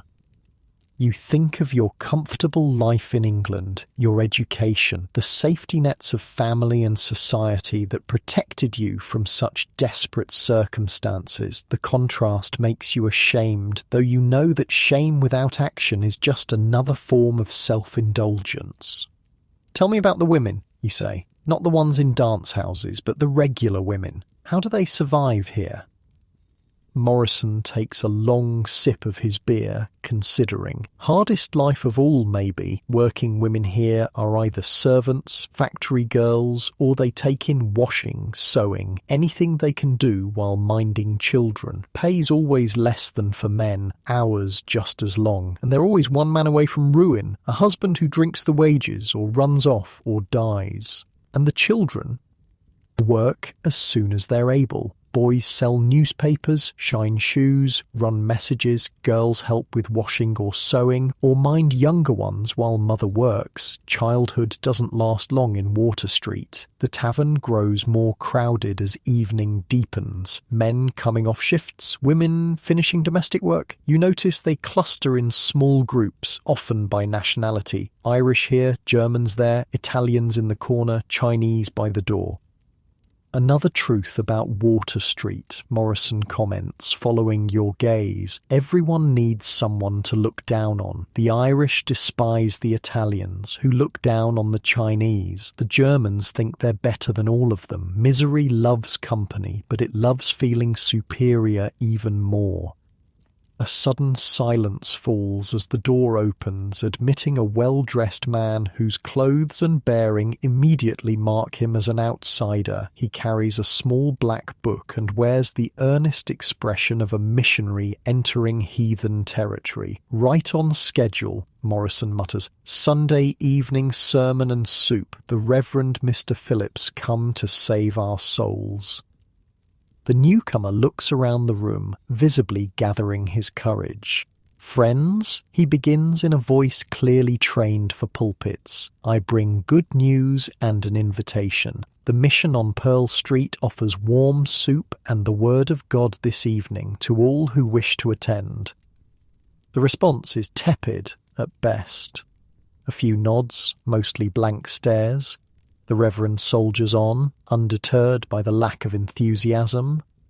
"The Lord loves you all," he continues, "even in your circumstances. Salvation is available to everyone who seeks it." "Is the soup available to everyone too?" calls a voice from the back, prompting scattered laughter. The Reverend flushes slightly, but maintains his composure.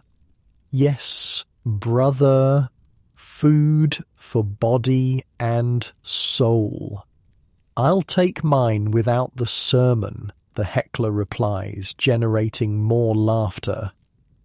Morrison leans closer. Most folks here have had their fill of being talked down to by well-meaning Christians who've never missed a meal in their lives. The soup's welcome, the sermons not so much. The Reverend distributes some pamphlets and retreats, likely to make the same announcement at other establishments throughout the neighborhood. Are the missions completely ineffective, you ask once he's gone?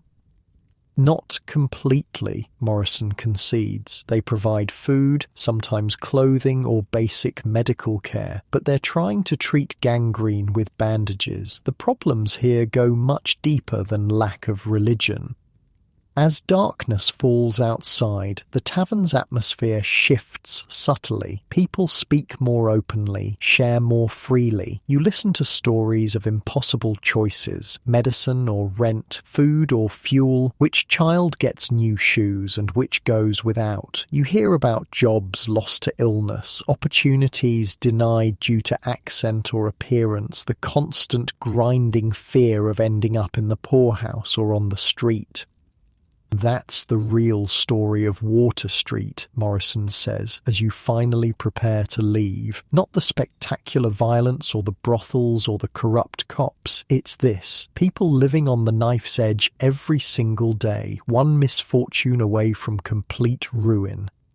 Outside, the rain has stopped, but the streets are slick with mud and refuse. The gas lamps cast just enough light to navigate by, creating pockets of illumination in the overwhelming darkness. The sounds of Water Street at night, music from dance halls, shouts from saloons, occasional screams or breaking glass form a background cacophony that the residents have learned to ignore.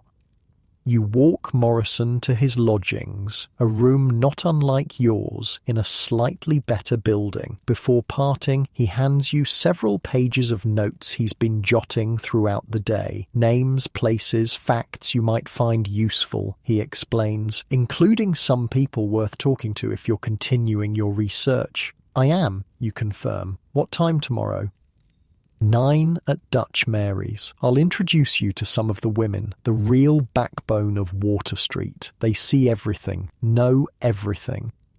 As you make your way back to your own boarding house, you reflect on how differently you're seeing Water Street now. The sensational elements that first caught your attention, the violence, the vice, the corruption, are still present, but they're now part of a larger, more complex picture.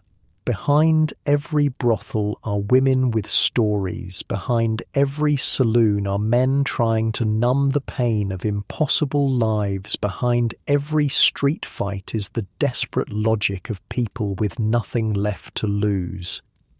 You reach your boarding house just as the church bells strike 10. Climbing the narrow stairs to your room, you listen to the sounds of the building settling for the night. Murmured conversations, a child's muffled crying, the creaking of old wood adjusting to the night's dampness.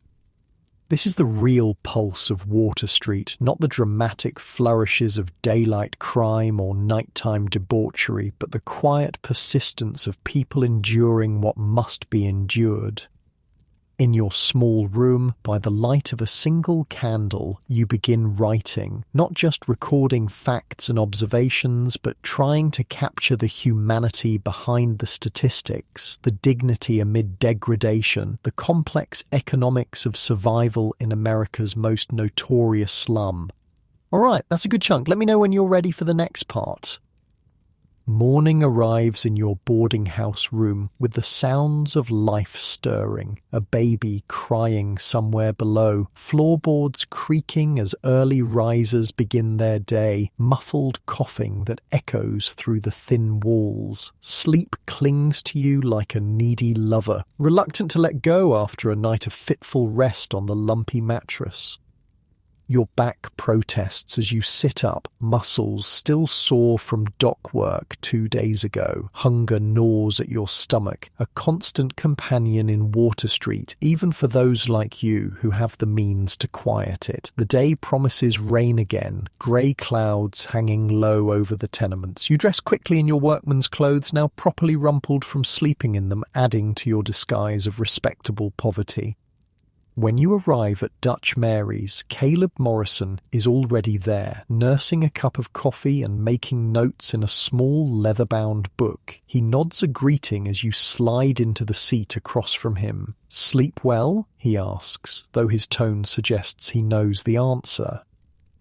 "Like a baby," you lie.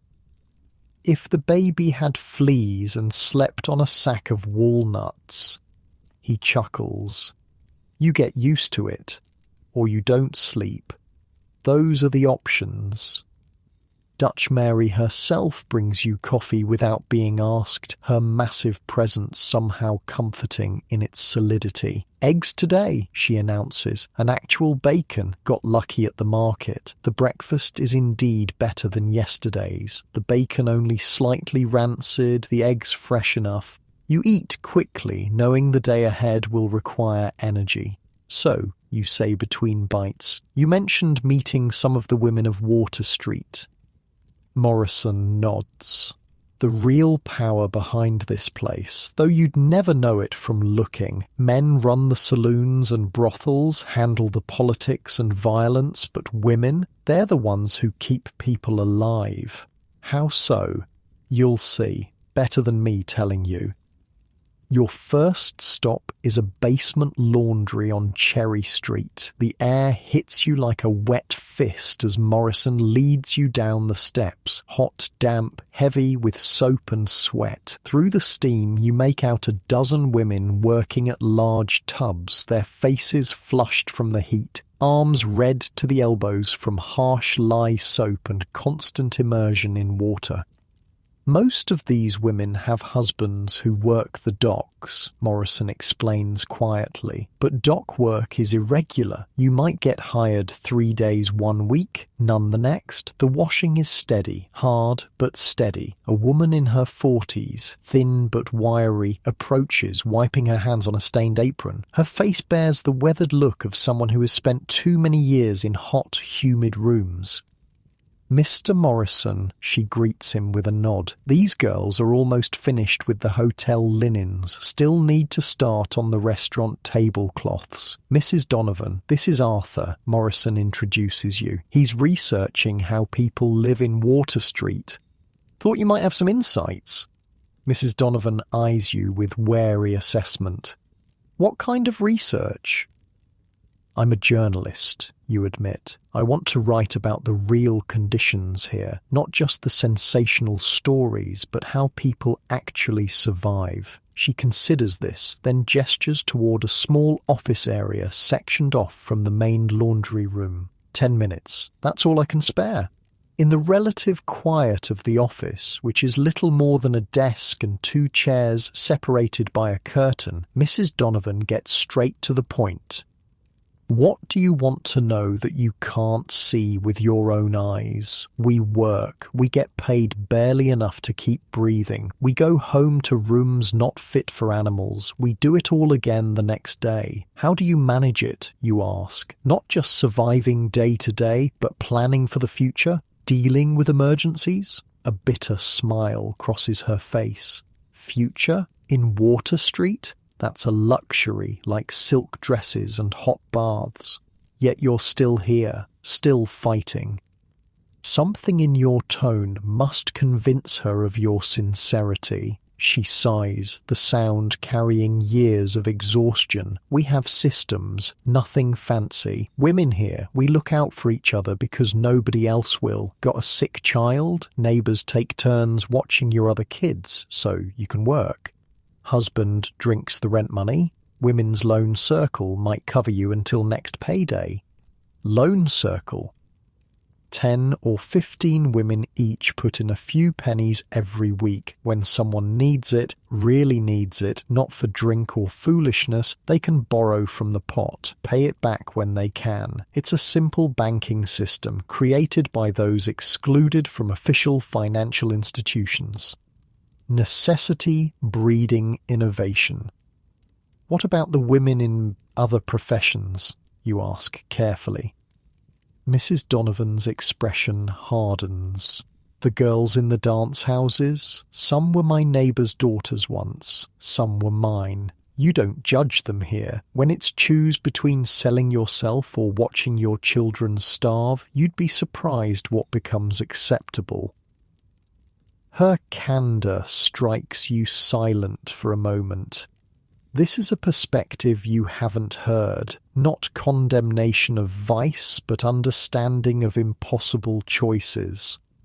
The work breaks them down, she continues. Laundry ruins your hands, factory work ruins your lungs, sewing ruins your eyes, scrubbing ruins your knees, dance houses ruin everything else, but a ruined woman still needs to eat. Morrison appears at the curtain. Mrs. Donovan, Jenny's having trouble with the mangle again. She rises with a sigh. Duty calls. If you want to know more, talk to Widow Malone on James Street. She's been here longer than anyone. Back on the street, Morrison leads you through a maze of alleys to a small grocery store barely larger than a closet. Inside, shelves hold meagre supplies, dried beans, flour of questionable quality, root vegetables, and a few luxury items like sugar and coffee in tiny, carefully measured portions. The proprietor, a hawk-faced woman with iron-grey hair pulled into a severe bun, watches you enter with suspicious eyes. Mrs. Malone, Morrison greets her. This is the journalist I mentioned. Humph, is her only response as she continues weighing out dried peas into small paper packages. Mrs. Malone has run this shop for 30 years, Morrison tells you. Knows more about Water Street economics than anyone. 32 years, she corrects without looking up. Since my Patrick died in the dock collapse of 35. You approach the counter, noting the precise organisation of her small stock. Mrs. Donovan mentioned you might tell me about how women survive here long term. The widow finishes her measuring before answering. Survival's a relative term in Water Street. Nobody lives long. Just some manage to die of old age instead of violence, drink or disease. Yet you've managed 32 years on your own. This earns you a sharp glance. Not on my own. That's the first thing you need to understand. Nobody survives Water Street alone.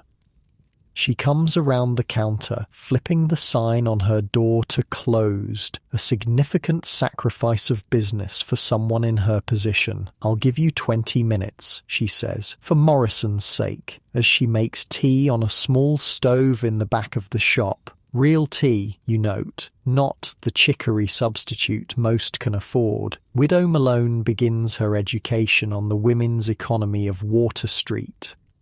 Men think they run things with their fists and their politics, she says, echoing Morrison's earlier comment, but women are the ones who make life possible. We're the ones who stretch a dollar until it screams, who know which landlords might wait an extra day for rent, which pawnbrokers give fair value, which doctors will treat a sick child without demanding cash up front. She pours the tea into chipped cups. This shop started with money from my dead husband's dock mates. They passed the hat, gave me enough to buy initial stock. I've helped 20 other widows start businesses since then. That's how it works. A community bank, you observe. Call it what you want. We call it survival. You ask about the dance houses, the brothels, the women you saw working in those establishments. The widow's face doesn't change, but her eyes grow harder. Some of those girls used to come in here with their mothers, buy penny candy with bright eyes. Now they come in wearing rouge, eyes dead as stones. She shakes her head. Don't think they chose that life. Water Street doesn't offer many choices. Do you help them too, you ask? When they let me. Some are too far gone. The gin or the opium has them, but the newer ones, sometimes I can steer them to a factory job or connect them with a family needing a maid uptown. If they're young enough, pretty enough, not too damaged, they might get out. And the others? She just looks at you, and the answer is clear. Some ships, once wrecked on Water Street's shores, can never be salvaged. What about children, you ask? How do mothers protect them from all this? The widow's laugh is sharp, without humour. They can't. Best they can do is keep them alive until they're old enough to work. A 10-year-old boy can sell newspapers or shine shoes. A 12-year-old girl can help with sewing or laundry. By 15, they're either working full-time or... She doesn't finish the thought. No school, no childhood. Childhood? She looks genuinely puzzled by the concept. Maybe for rich folks' children. Here, you're born owing the world for the space you take up. You start paying that debt as soon as you can stand. The conversation is interrupted by a soft knock at the door. Widow Malone opens it to admit a girl of perhaps 16, thin to the point of gauntness but clean and neatly dressed despite her obvious poverty. Mrs. Malone, mother sent me for... She stops, noticing you and Morrison. It's all right, Lizzie, the widow says. Your mother's medicine is ready. Tell her the same as usual. The girl nods, accepting a small paper packet. No money changes hands, you notice. My sister's girl, Widow Malone explains after Lizzie leaves. Sister's consumptive, tuberculosis. Medicine costs more than they can afford, but family's family. You support them? Not just me. Network of widows, we all chip in. 1 month I cover Sarah's medicine. Next month maybe I need help with coal for the stove. System works. Unless everyone's in trouble at once, you observe. That happens, she acknowledges. Bad winters, cholera summers, then we just do what we can and pray for those we can't help. Morrison, who has been quietly observing, checks his watch. We should move on if you want to meet the others. Widow Malone nods. Go see Agnes at the Sewing Circle and stop by the settlement house if you want to see the only real help these people get.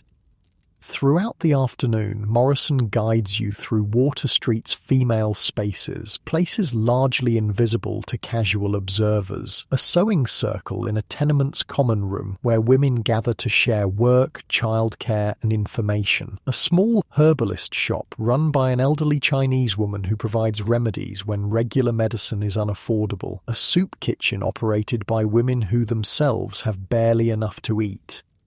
At each stop you hear variations on the same theme, women creating systems to compensate for society's failures, building safety nets from scraps of resources, forming alliances that make survival possible, if not comfortable.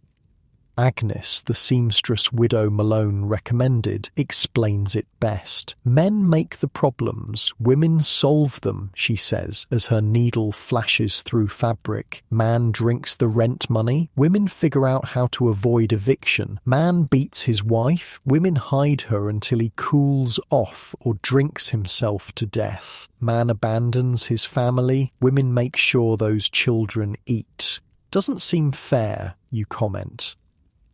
Fair? She looks up, genuinely startled by the concept. Water Street isn't about fair, it's about getting through today so you can face tomorrow. Late afternoon finds you at the settlement house, a relatively new concept in American cities where educated reformers live among the poor they hope to help, offering practical assistance rather than just religious guidance. The settlement house is clean and orderly compared to the chaos outside. Young women from good families, the kind who could easily be living comfortable lives uptown, move purposefully through rooms designated for specific services. A small classroom where children receive basic education, a medical station where minor ailments are treated, a kitchen serving nutritious if plain meals. Morrison introduces you to Miss Bradford, a serious-looking woman in her 30s who runs the operation. Unlike the missionaries you've encountered, she has no religious pamphlets, makes no mention of salvation. Instead, she speaks of practical matters, vaccination programs, cooking classes, employment registries. We can't solve poverty, she tells you in her direct way, but we can teach a mother how to keep her baby alive despite it. We can give a girl enough education that she might find work as a shop clerk instead of a prostitute. Small victories. Does it make a difference, you ask, in the larger scheme? For the individual, yes. For Water Street as a whole? She shrugs slightly. The problems are systemic. We're putting bandages on bullet wounds. It's nearly the same metaphor Morrison used about the missions, but coming from Miss Bradford, it carries the weight of someone who recognises the limitations of her work, yet continues regardless. The city could clean this up if they wanted to, she adds, a rare flash of anger breaking through her practical demeanour. Proper sanitation, housing regulations, fair wages, these aren't mysteries, they're political choices. Then why aren't those choices made? Because Water Street serves a purpose, she says simply. It provides cheap labour, cheap vice, cheap lives. The same businessmen who donate to charities with one hand are profiting from tenement ownership with the other. As evening approaches, you find yourself back at Dutch Mary's with Morrison, both of you nursing beers that are more water than alcohol. The day has left you mentally exhausted, the weight of so many desperate stories pressing down like a physical burden. How do you bear it, you ask Morrison. Knowing all this, seeing it every day, he considers the question seriously. You focus on the small things, Mrs. Donovan's daughter getting apprenticed to a dressmaker uptown, Widow Malone helping a girl escape the dance houses, Miss Bradford teaching a child to read. You can't fix Water Street, but maybe you can help one person climb out of it. And the rest? The rest endure. That's what humans do. We're remarkably good at it. The door opens, admitting a gust of cold air and a woman you recognise, the same one you saw days ago, drunk and singing to a lamppost. Tonight she's sober, or at least less intoxicated, her movements more controlled, though still bearing the slight hesitation of someone intimately familiar with gin. Margaret, Morrison greets her with surprising warmth. Join us? She approaches your table, studying you with shrewd eyes that miss nothing despite her reputation as the neighbourhood drunk. This your journalist? Word travels fast, you observe. Margaret laughs, a surprisingly melodic sound from a ravaged throat. Fastest thing in Water Street is gossip, moves quicker than cholera. She sits without waiting for an invitation, and Dutch Mary brings her a cup of coffee without being asked. There's an odd respect in Mary's manner, suggesting Margaret holds some standing, despite her apparent position at the bottom of Water Street's social hierarchy. Morrison says you want the real story, Margaret says, fixing you with a direct gaze. Not just the blood and sin that sells papers. I do.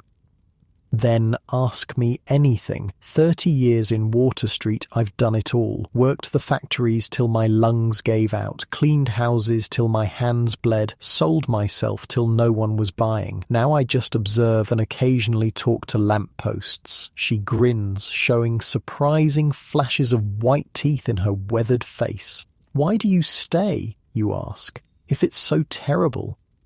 Where would I go? Water Street's home. I know every brick, every shadow. Out there, she gestures vaguely toward the unseen uptown. I'm just another dirty old woman. Here, I'm Margaret. Everyone knows me. Some even listen to me. She's being modest, Morrison interjects. Margaret used to be a teacher before life intervened. She still teaches anyone willing to learn. Reading, writing, and how to avoid the worst of Water Street's traps, Margaret confirms. Can't save them all, but some listen. There's something compelling about Margaret, a dignity that transcends her ragged clothes and alcohol-roughened voice. She's a survivor in the truest sense, someone who has seen the worst of Water Street and somehow retained her humanity. What should people know about this place? You ask her. If you could tell them one thing. She doesn't answer immediately, sipping her coffee with the air of someone savouring a rare luxury. Finally, she says that we're people, not exhibits, not statistics, not moral lessons, just people trying to get through each day with whatever tools we have. It's perhaps the simplest yet most profound insight you've gathered in your time here, not the corrupt police or the violent criminals or the elaborate network of vice, just people trapped in circumstances largely beyond their control, using whatever means available to survive. As darkness falls, Margaret takes her leave, declining Morrison's offer to walk her home.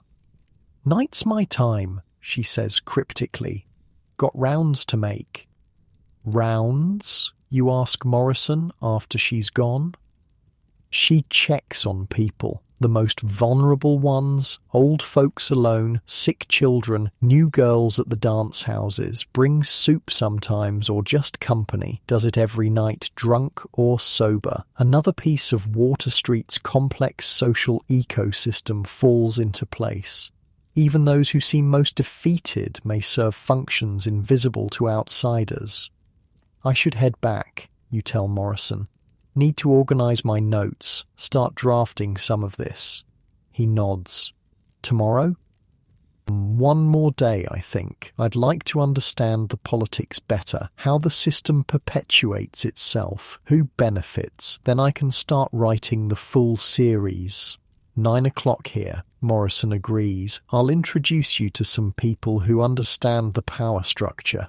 Not the obvious criminals, but the ones who really control Water Street." As you walk back to your boarding house through streets now fully dark, you reflect on how much your understanding has evolved in just a few days. The sensational elements that initially caught your attention now seem almost superficial compared to the complex social structures you've discovered. The women of Water Street, with their improvised financial systems and mutual aid networks, have created a parallel society within the official one that has failed them. Their resilience in the face of systematic oppression is both inspiring and heartbreaking, a testament to human adaptability and a damning indictment of a society that makes such adaptation necessary. In your small room, by candlelight, you review your notes from the day. The faces and voices of Water Street's women float through your mind. Mrs. Donovan with her lye-reddened hands, Widow Malone with her carefully measured portions, Miss Bradford with her practical idealism, Margaret with her lamppost soliloquies and midnight rounds. Each has found a way to create meaning in a place designed to strip humanity bare. Each has built a life from materials most would consider insufficient. Each offers a different kind of survival strategy, not just for the body, but for the soul. Tomorrow you'll learn about the politics, the power, the systemic forces that create and maintain places like Water Street. But tonight you write about the women, their strength, their networks, their quiet defiance of a world determined to break them. All right, that's a good chunk. Let me know when you're ready for the next part. The next morning dawns grey and cold, with a persistent drizzle that somehow feels appropriate for your final day of investigation. Your small room in the boarding house has begun to feel familiar, not comfortable exactly, but known. The creaking floorboard by the door, the water stain on the ceiling shaped vaguely like a ship, the thin mattress with its particular arrangement of lumps, all have become part of your temporary existence. You dress slowly, your body now accustomed to the chill of unheated rooms, the damp that seeps through walls and into bones. Outside your window, Water Street is already awake. It never truly sleeps. People move with purpose despite the rain, heading to whatever work or schemes or desperate measures will get them through another day. Dutch Mary's is busier than usual when you arrive, the bad weather driving people to seek warmth and hot coffee. Morrison sits at what has become your table, deep in conversation with a well-dressed man who looks distinctly out of place among the workmen and dock labourers. "Arthur!"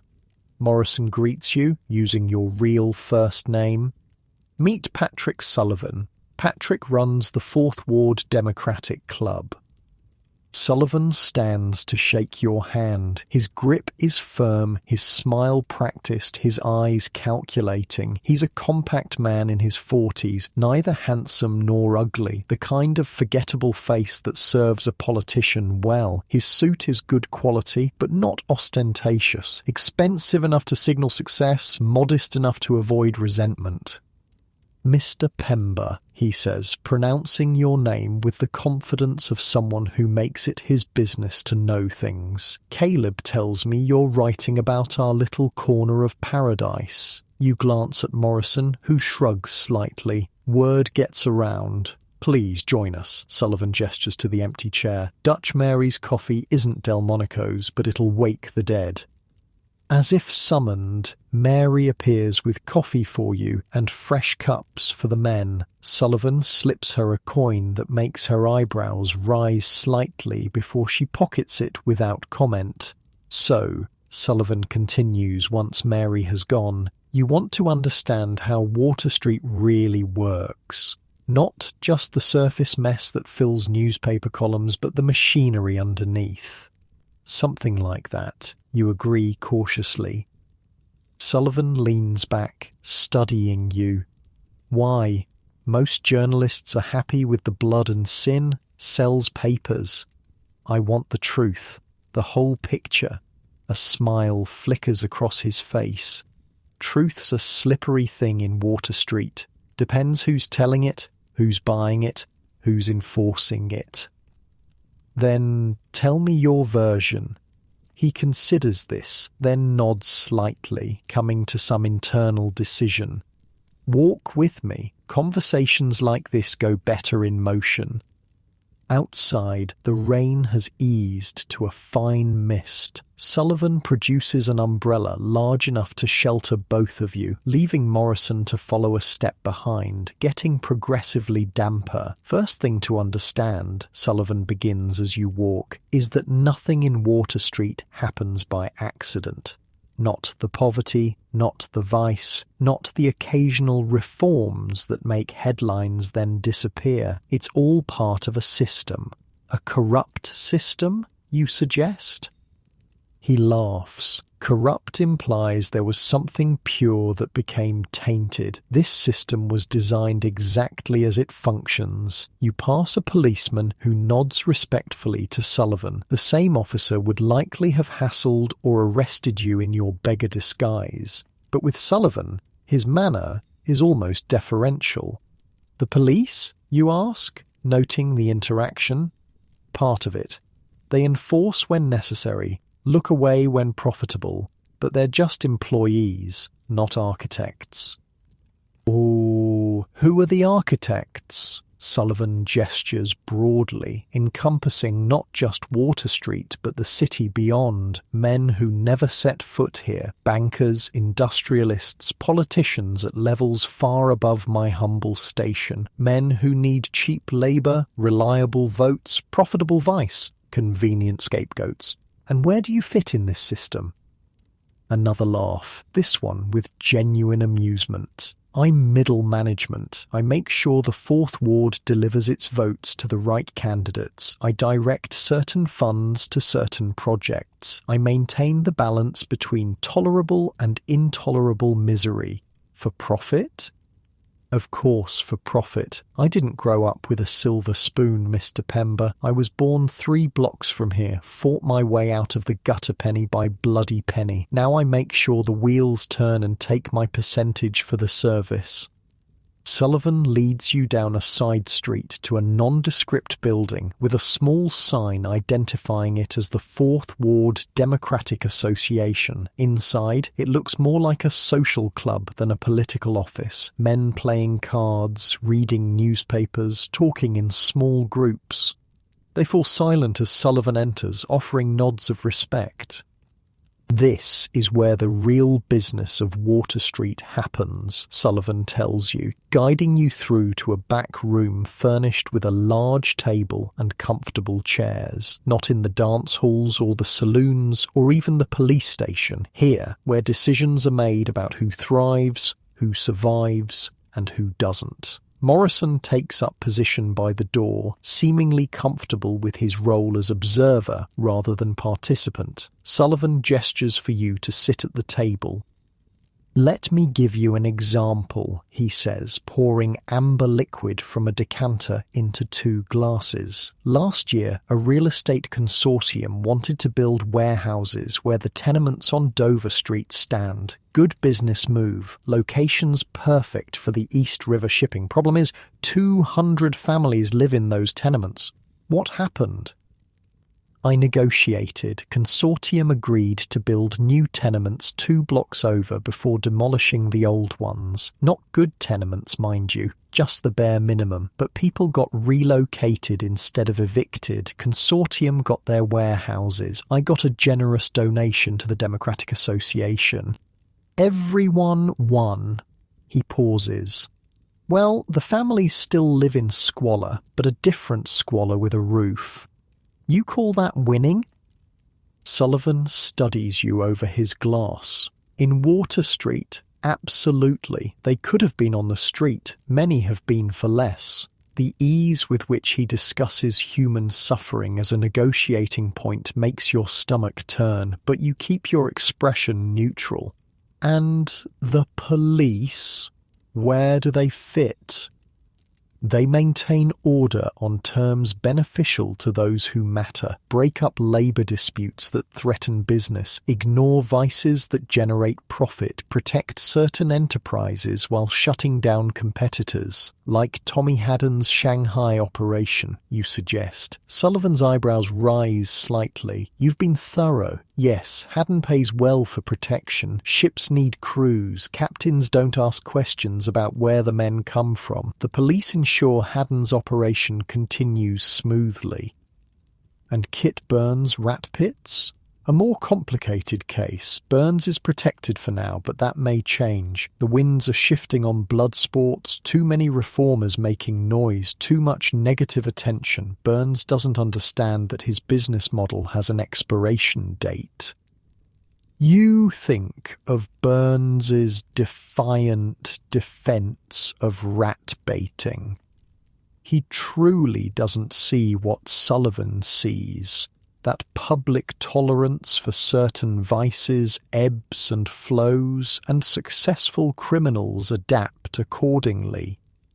What about the missions, the reformers, the settlement houses? Sullivan smiles thinly. Necessary parts of the ecosystem. They handle problems that would otherwise become costly, provide minimal care for those who might otherwise die in the streets and create public health issues. Occasionally satisfy the conscience of uptown donors. And most importantly, they create the illusion that something is being done. You sound cynical, you observe. Realistic, he corrects. I've watched a dozen reform movements come and go. Newspaper exposés, charity campaigns, political promises. Water Street remains essentially unchanged. What would create real change? Sullivan considers this seriously. Higher wages, housing regulations, public sanitation infrastructure, consistent law enforcement rather than selective targeting. But those things cost money and reduce profits for the men who matter. So instead, we get missions and moral crusades against specific vices. A knock at the door interrupts your conversation. A young man enters, whispers something to Sullivan, then leaves. Duty calls, Sullivan sighs. The boring machinery of ward politics requires my attention. But before I go, what exactly do you plan to write about Water Street, Mr. Pember? The truth, you say simply, as best I can understand it. A noble goal. His tone suggests he finds it naive. Just remember that your truth will be read primarily by people who benefit from Water Street remaining exactly as it is. They'll cluck their tongues, donate $1 to a mission, and sleep soundly believing they've done their part. He stands, straightening his cuffs. Morrison will introduce you to Eddie Flanagan next. Eddie sees a different side of Water Street politics, the ground level. Between us, you might get close to something resembling truth. With that, Sullivan is gone, leaving a vacuum of energy in the room. You realise he's one of those men whose presence fills a space completely, making it seem emptier than before once they depart. Impressed? Morrison asks, taking Sullivan's vacated seat. He's candid. Sullivan sees Water Street as a business operation, unpleasant but necessary. He's not wrong, just incomplete. And this Eddie Flanagan will provide the missing pieces? Morrison smiles. Different perspective, at least. Sullivan manages Water Street from above. Eddie survives it from within. Eddie Flanagan turns out to be a broad-shouldered man in his 30s with a scar bisecting his left eyebrow and hands that speak of hard labour. You meet him at a small coffee shop near the docks, not Dutch Mary's, but a similar establishment catering to working men rather than criminals or sailors. Eddie's what you might call a community organiser, Morrison explains after introductions, though he'd never use such a fancy term. I handle problems, Eddie says simply. His voice is quiet but carries a weight that suggests he rarely needs to raise it to be heard. When official channels aren't available or reliable, what kind of problems? Landlord refuses to fix a collapsed ceiling. Employer withholds wages. Loan shark gets too aggressive with collections. Gang of kids targeting old folks for robbery. He shrugs. Water Street has plenty of problems. And you solve them? How? Eddie's smile doesn't reach his eyes. Persuasively. You can easily imagine this solid man being very persuasive indeed, particularly with those who prey on the vulnerable. But there seems to be more to him than simple muscle. Eddie organises mutual protection networks, Morrison explains. People in a building or on a block looking out for each other, taking turns watching children, guarding against thieves, sharing resources in emergencies. The police don't do those things, you ask, though you already know the answer. Eddie snorts. Police come when a rich man calls or when they want something. Rest of the time, we're on our own. Tell him about the fire on Pearl Street, Morrison suggests. Eddie nods, warming to his role as storyteller. 2 winters ago, tenement caught fire in the middle of the night. 6 families. Police showed up, but just kept people back. Didn't actually help. Fire brigade was slow. They always are in poor neighbourhoods. He takes a sip of coffee before continuing. So we formed a bucket line ourselves. Got everyone out. Saved most of the building. Then took in the families who lost their rooms, distributed them among neighbours until repairs were made. Without official assistance, Water Street takes care of its own, Eddie says simply. Has to. Nobody else will. Throughout the afternoon, Eddie shows you his Water Street, not the vice districts that draw thrill-seekers from uptown, not the political machinery that Sullivan manages, but the interconnected networks of ordinary people creating safety where none is provided.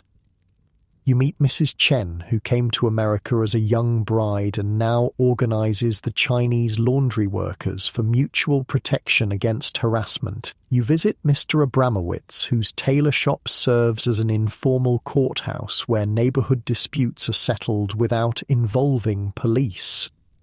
You speak with Father Donnelly, whose church doubles as a shelter and soup kitchen without asking about religious affiliation. These are the invisible structures that make survival possible, community-created institutions that fill the gaps left by official neglect. None appear in newspaper accounts of Water Street, yet all are essential to its functioning. People see Water Street as just crime and misery, Eddie tells you as afternoon fades toward evening. They don't see the strength, the ways we've learned to survive despite everything stacked against us.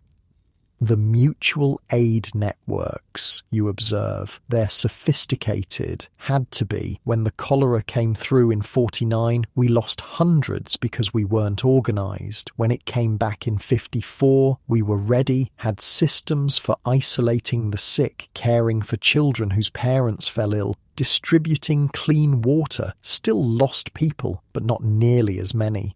Why doesn't the city provide these services, you ask, though again you suspect you know the answer. Eddie's expression darkens. Ask your friend Sullivan. City services go where money and votes dictate. Water Street has votes but uses them wrong, according to men like Sullivan. We're bargaining chips, not citizens. As you walk back toward your boarding house in the gathering dusk, Morrison is unusually quiet. Finally, he speaks. So now you've seen it all. The vice, the corruption, the poverty, the survival networks. What will you tell your readers? It's the question that's been growing in your mind throughout this final day. How to convey the complex reality of Water Street, not just its sensational horrors, but its surprising strengths, its invisible resilience, its human dignity amid degradation.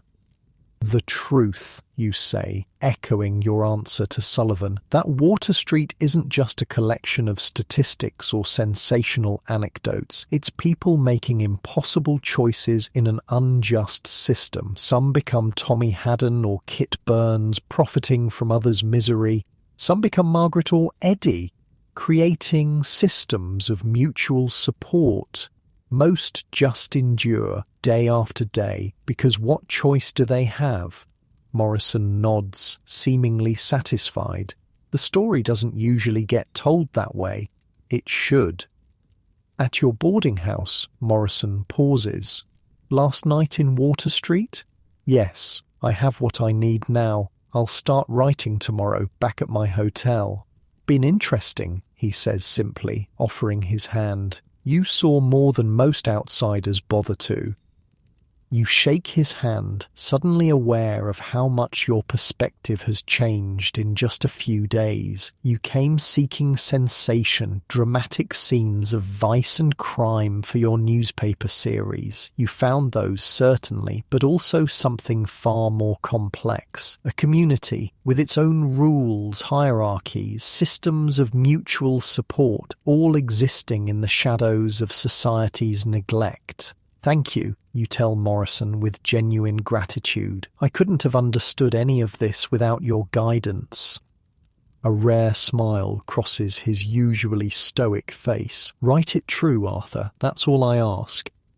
Alone in your room, you organise your extensive notes, pages filled with observations, quotes, details that will form the foundation of your series. The faces of Water Street parade through your memory. Tommy Haddon calculating his profits from stolen lives, Kit Burns defending his bloody entertainment, the dance house women with their gaudy finery and dead eyes, Mrs. Donovan's lie-reddened hands, Widow Malone measuring dried peas with military precision, Margaret singing to her lamppost, Sullivan orchestrating the machinery of managed misery, Eddie building protection from the ground up. Water Street is all of them. Predators and prey, exploiters and exploited, those who profit from desperation and those who fight against it. No simple narrative can contain its contradictions. No single moral can encompass its complexities. As you fall asleep on your lumpy mattress for the last time, you're already composing the opening paragraphs of your series in your mind, not sensationalized accounts of vice and crime, though those elements will feature, not sentimental portraits of noble poverty, though you've seen true nobility amid the squalor, but something truer. A community of human beings making their way through an inhospitable world with whatever tools they possess, creating meaning and structure where society has provided none. In the morning, you'll shed your workman's disguise, reclaim your identity as Arthur Pember, barrister-turned-journalist, and return to the relative comfort of your hotel. You'll write the stories that will shock and move your readers, perhaps even inspire some to action beyond the temporary salve of charity. But tonight, you're still part of Water Street, just another soul in this patchwork community of the forgotten, listening to the sounds of life continuing around you, resilient and persistent despite everything. The rain has stopped. Through your small window you can see a patch of night sky where the clouds have briefly parted. A single star shines through the gap. Distant, cold, beautiful. In Water Street, even small moments of beauty feel like victories. You fall asleep to the lullaby of a city that never truly quiets. Muffled conversations, distant laughter, the occasional shout, the persistent creak of old buildings settling into their foundations. Tomorrow, you'll tell their story. All right, that's a good chunk. Let me know when you're ready for the next part. Morning arrives with surprising gentleness, a soft gold light filtering through your grimy window. For once, the perpetual clouds over Water Street have parted, allowing actual sunshine to touch the dilapidated buildings. It feels almost like a farewell gift. You pack your few belongings, notebook filled with observations, pencil worn to a nub, the workman's clothes that have been your disguise. Your real clothes, the ones you arrived in, are bundled in a paper package Morrison brought yesterday. The fine wool feels alien against your fingers after days of rough cotton. Your landlady is sweeping the narrow hallway when you descend the stairs, her movements as brisk and irritated as the first day you met her. "Leaving?" she asks, though it's clearly not a question. "Yes, thank you for the room." She snorts softly. It's a room, nothing to thank for. You pay her the daily rate plus a little extra. She counts it carefully, then looks at you with slightly more interest. "You're that newspaper man," she says suddenly. "The one asking questions all over." "Yes," you admit, seeing no point in denial. She studies you for a moment longer. "Tell it straight," she says finally. "Not just the blood and sin. That's not all we are." "I will," you promise, touched by her unexpected concern for Water Street's reputation. Outside, the neighborhood looks different in the morning sunlight. Still poor, still rough, but somehow less menacing. Children play in the street, women hang laundry from windows, men head to whatever work they've found for the day, regular life continuing despite the hardships. You make one last stop at Dutch Mary's for breakfast. The place is quieter than usual, the morning rush already gone. Mary herself brings you coffee without asking, her massive presence somehow comforting in its familiarity. "Last meal in paradise?" she asks, a rare smile cracking her stern face. "How does everyone know I'm leaving?" She shrugs. Water Street knows its own business. The eggs and bread taste better than usual, or perhaps you've simply grown accustomed to the peculiar flavors of Water Street cuisine. As you eat, you observe the other patrons, working men mostly, eating quickly before heading to their jobs, not the criminals or the desperately poor, but the backbone of Water Street, those who cling to respectability by their fingernails, one missed paycheck away from disaster. They talk in low voices about ordinary things, work troubles, family matters, small triumphs and disappointments. Their concerns would be recognizable to working people anywhere. It's a reminder that beneath the sensational elements that draw outside attention, Water Street is fundamentally a community of human beings trying to build lives with inadequate materials. When you finish eating, Mary refuses your payment. "On the house," she says gruffly, "write something true." It's the second time this morning someone has asked you for truth rather than sensation, an unexpected burden of responsibility. You thank her and step out into the sunshine, ready for the transition back to your regular life. The walk to your hotel takes you through progressively cleaner, safer, more prosperous streets. With each block, you feel Water Street receding behind you, not just physically, but psychologically, as if you're shedding a skin you temporarily inhabited. By the time you reach the hotel, you almost feel like Arthur Pember again, Oxford-educated journalist, rather than the nameless beggar or workman you've been pretending to be.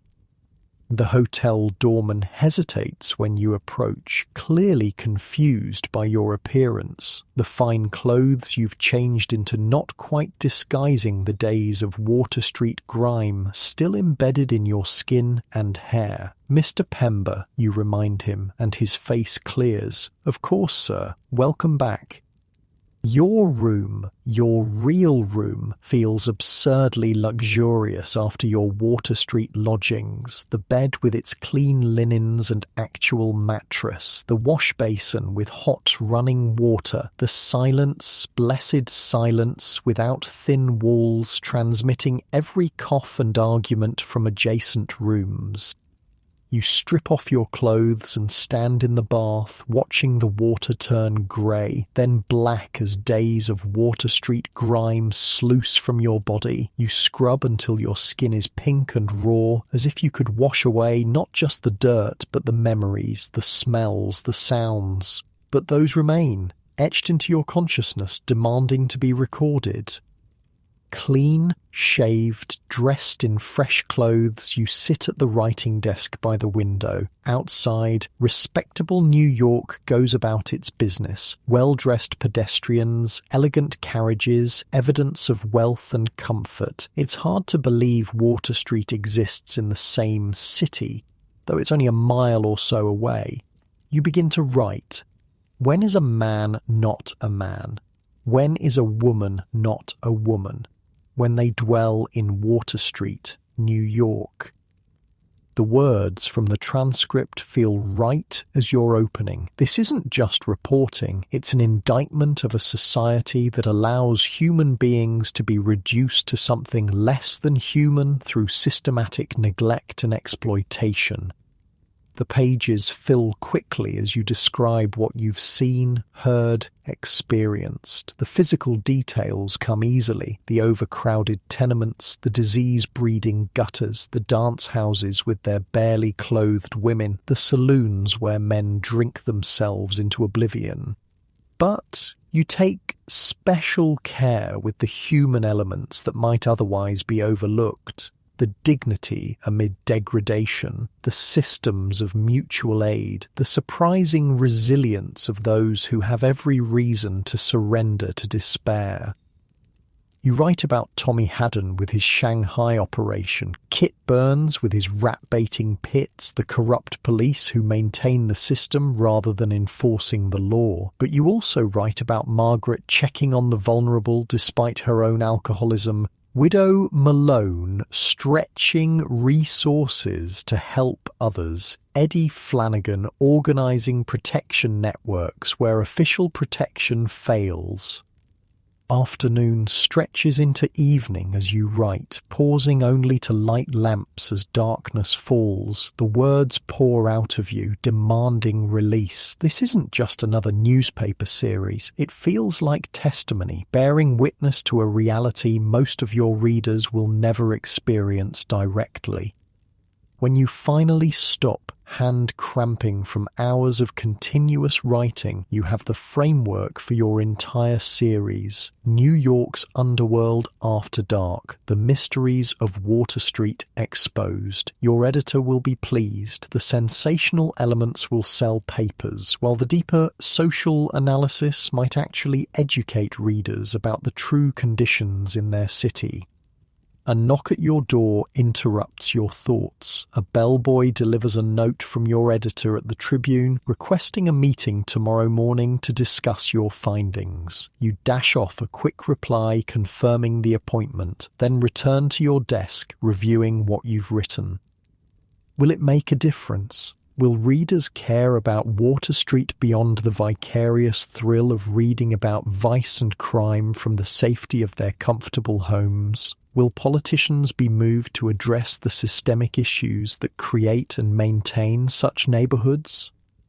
You think of Sullivan with his cynical view of reform movements that come and go while leaving fundamental conditions unchanged. Perhaps he's right. Perhaps exposés like yours are just another part of the machinery, creating the illusion of concern without prompting real action. But then you remember Morrison's parting words. "Write it true, Arthur, that's all I ask," and the landlady's unexpected plea. "Tell it straight, not just the blood and sin, that's not all we are," and Dutch Mary's gruff command, "Write something true." Truth may not be sufficient to create change, but it's necessary. Without accurate accounts of Water Street's reality, there's no hope for meaningful reform. Your articles won't save Water Street, but they might be one small step toward awakening public conscience. As midnight approaches, you finally prepare for bed, a real bed with clean sheets and a soft pillow. Your body aches for rest after days of tension and discomfort, but as you lie in the darkness, sleep proves elusive. Your mind continues to race with images and voices from Water Street. Margaret singing to her lamppost, the dead-eyed dance-house girls, the children playing in gutters flowing with filth, the casual violence of everyday interactions. The contrast between your current comfort and the conditions you just left feels almost obscene. Here you lie in clean sheets while thousands suffer less than a mile away. You can leave Water Street behind, its residents cannot. I spoke with a historian who studied investigative journalism of this period. She told me Pember's articles caused quite a stir when published, with many readers expressing shock at conditions they hadn't known existed in their city. Some reform efforts followed, though as Sullivan predicted, most addressed specific symptoms rather than underlying causes. Still, Pember's work helped set a template for investigative journalism that exposed social ills. Sleep finally comes, but your dreams are filled with Water Street, not its horrors, but its people going about their business with the strange dignity you observed even in the worst circumstances. They don't need your pity, these dream figures seem to say. They need justice, opportunity, the same chance at decent lives that more fortunate citizens take for granted. You wake early, refreshed despite your troubled dreams. Today, you'll meet with your editor, begin the process of transforming raw observations into a polished series that will introduce Water Street to Tribune readers. The real work is just beginning. Over breakfast in the hotel dining room, fresh eggs, crisp bacon, coffee that actually tastes of coffee, you organise your thoughts. The series will need to balance sensational elements that attract readers with substantive analysis that educates them. It must shock without exploiting, expose without dehumanising, critique without condescending. As you're finishing your meal, a newspaper boy enters the dining room, hawking the morning edition. Extra, extra raid on Water Street dance houses, police arrest dozens. You purchase a paper and scan the front page article. Last night, it seems, police conducted a massive raid on several Water Street establishments, including Tommy Haddon's place and 2 dance houses you visited. The article portrays this as a triumph of law enforcement against vice, with quotes from officials promising to clean up the Fourth Ward once and for all. You know better. This is just another performance in the ongoing theatre of Water Street governance, periodic shows of enforcement that change nothing fundamental, that likely were arranged in advance with bribes determining which establishments were targeted and which were warned. By next week, business will continue as usual, perhaps with slightly different players or in slightly different locations. At the Tribune offices, your editor greets you enthusiastically. George Sanders is a burly man in his 50s, a veteran newsman who recognises a good story when he sees one. Pember, you look like you've been through the wars. He gestures to a chair across from his desk. Tell me you got something worth the risk. You outline what you've discovered, showing him your draft of the first article. As he reads, his eyebrows rise progressively higher. This is not what I expected, he says finally. I sent you for blood and thunder, dance houses, crimes, Shanghai operations, the stuff that sells papers. It's all there, you point out, but in context. He reads more, nodding slowly. The social analysis, the economic systems, the community structures, that's not typical crime reporting. Water Street isn't just a crime story, it's a human story, a political story. Sanders leans back in his chair, considering. It's good work, Pember. Different, but good. We'll run it as a 12-part series, starting Sunday. Lead with the most sensational elements to hook readers, then layer in the deeper analysis. By the time they realise they're reading sociology instead of crime reporting, they'll be too invested to stop. You leave the Tribune offices with a sense of accomplishment. The series is approved, the first instalment will appear this weekend, and Sanders has granted you unusual freedom to tell the story your way. Walking back to your hotel, you pass a newsboy shouting about the Water Street raids. A well-dressed woman purchases a paper, scans the headline, and comments to her companion, "Something should be done about those dreadful places. Such sin and degradation." You're tempted to stop to tell her what you've learned, that Water Street isn't just sin and degradation, but a complex community of people struggling within an unjust system. But what would be the point? Your articles will make that argument more effectively than a strange man accosting her on the street. In the following weeks, as your series runs in the Tribune, you receive various responses, letters from outraged citizens demanding reform, invitations to address charitable organisations, angry denunciations from officials who claim you've exaggerated conditions. A terse note from Sullivan, accurate but naive, nothing will change. Yet small changes do occur. A committee is formed to investigate tenement conditions. A mission opens that focuses on practical aid rather than just religious conversion. A particularly corrupt police captain is transferred out of the Fourth Ward. Not revolution, not wholesale reform, but incremental improvements that might make life marginally better for some Water Street residents. It's less than they deserve, but more than they had before your articles appeared. One afternoon, about a month after your return from Water Street, you receive a visitor at the Tribune offices, Caleb Morrison, looking slightly uncomfortable in the respectable surroundings. "Read your articles," he says without preamble. "You kept your promise, told it straight. Has there been any real impact?" you ask. "Some," The worst dance houses got shut down, though the girls just moved to other establishments. Tommy Haddon's been more careful, working through more middlemen. Kit Burns is feeling the heat, might have to find a new line of work. And the people? The regular residents? Morrison's expression softens slightly.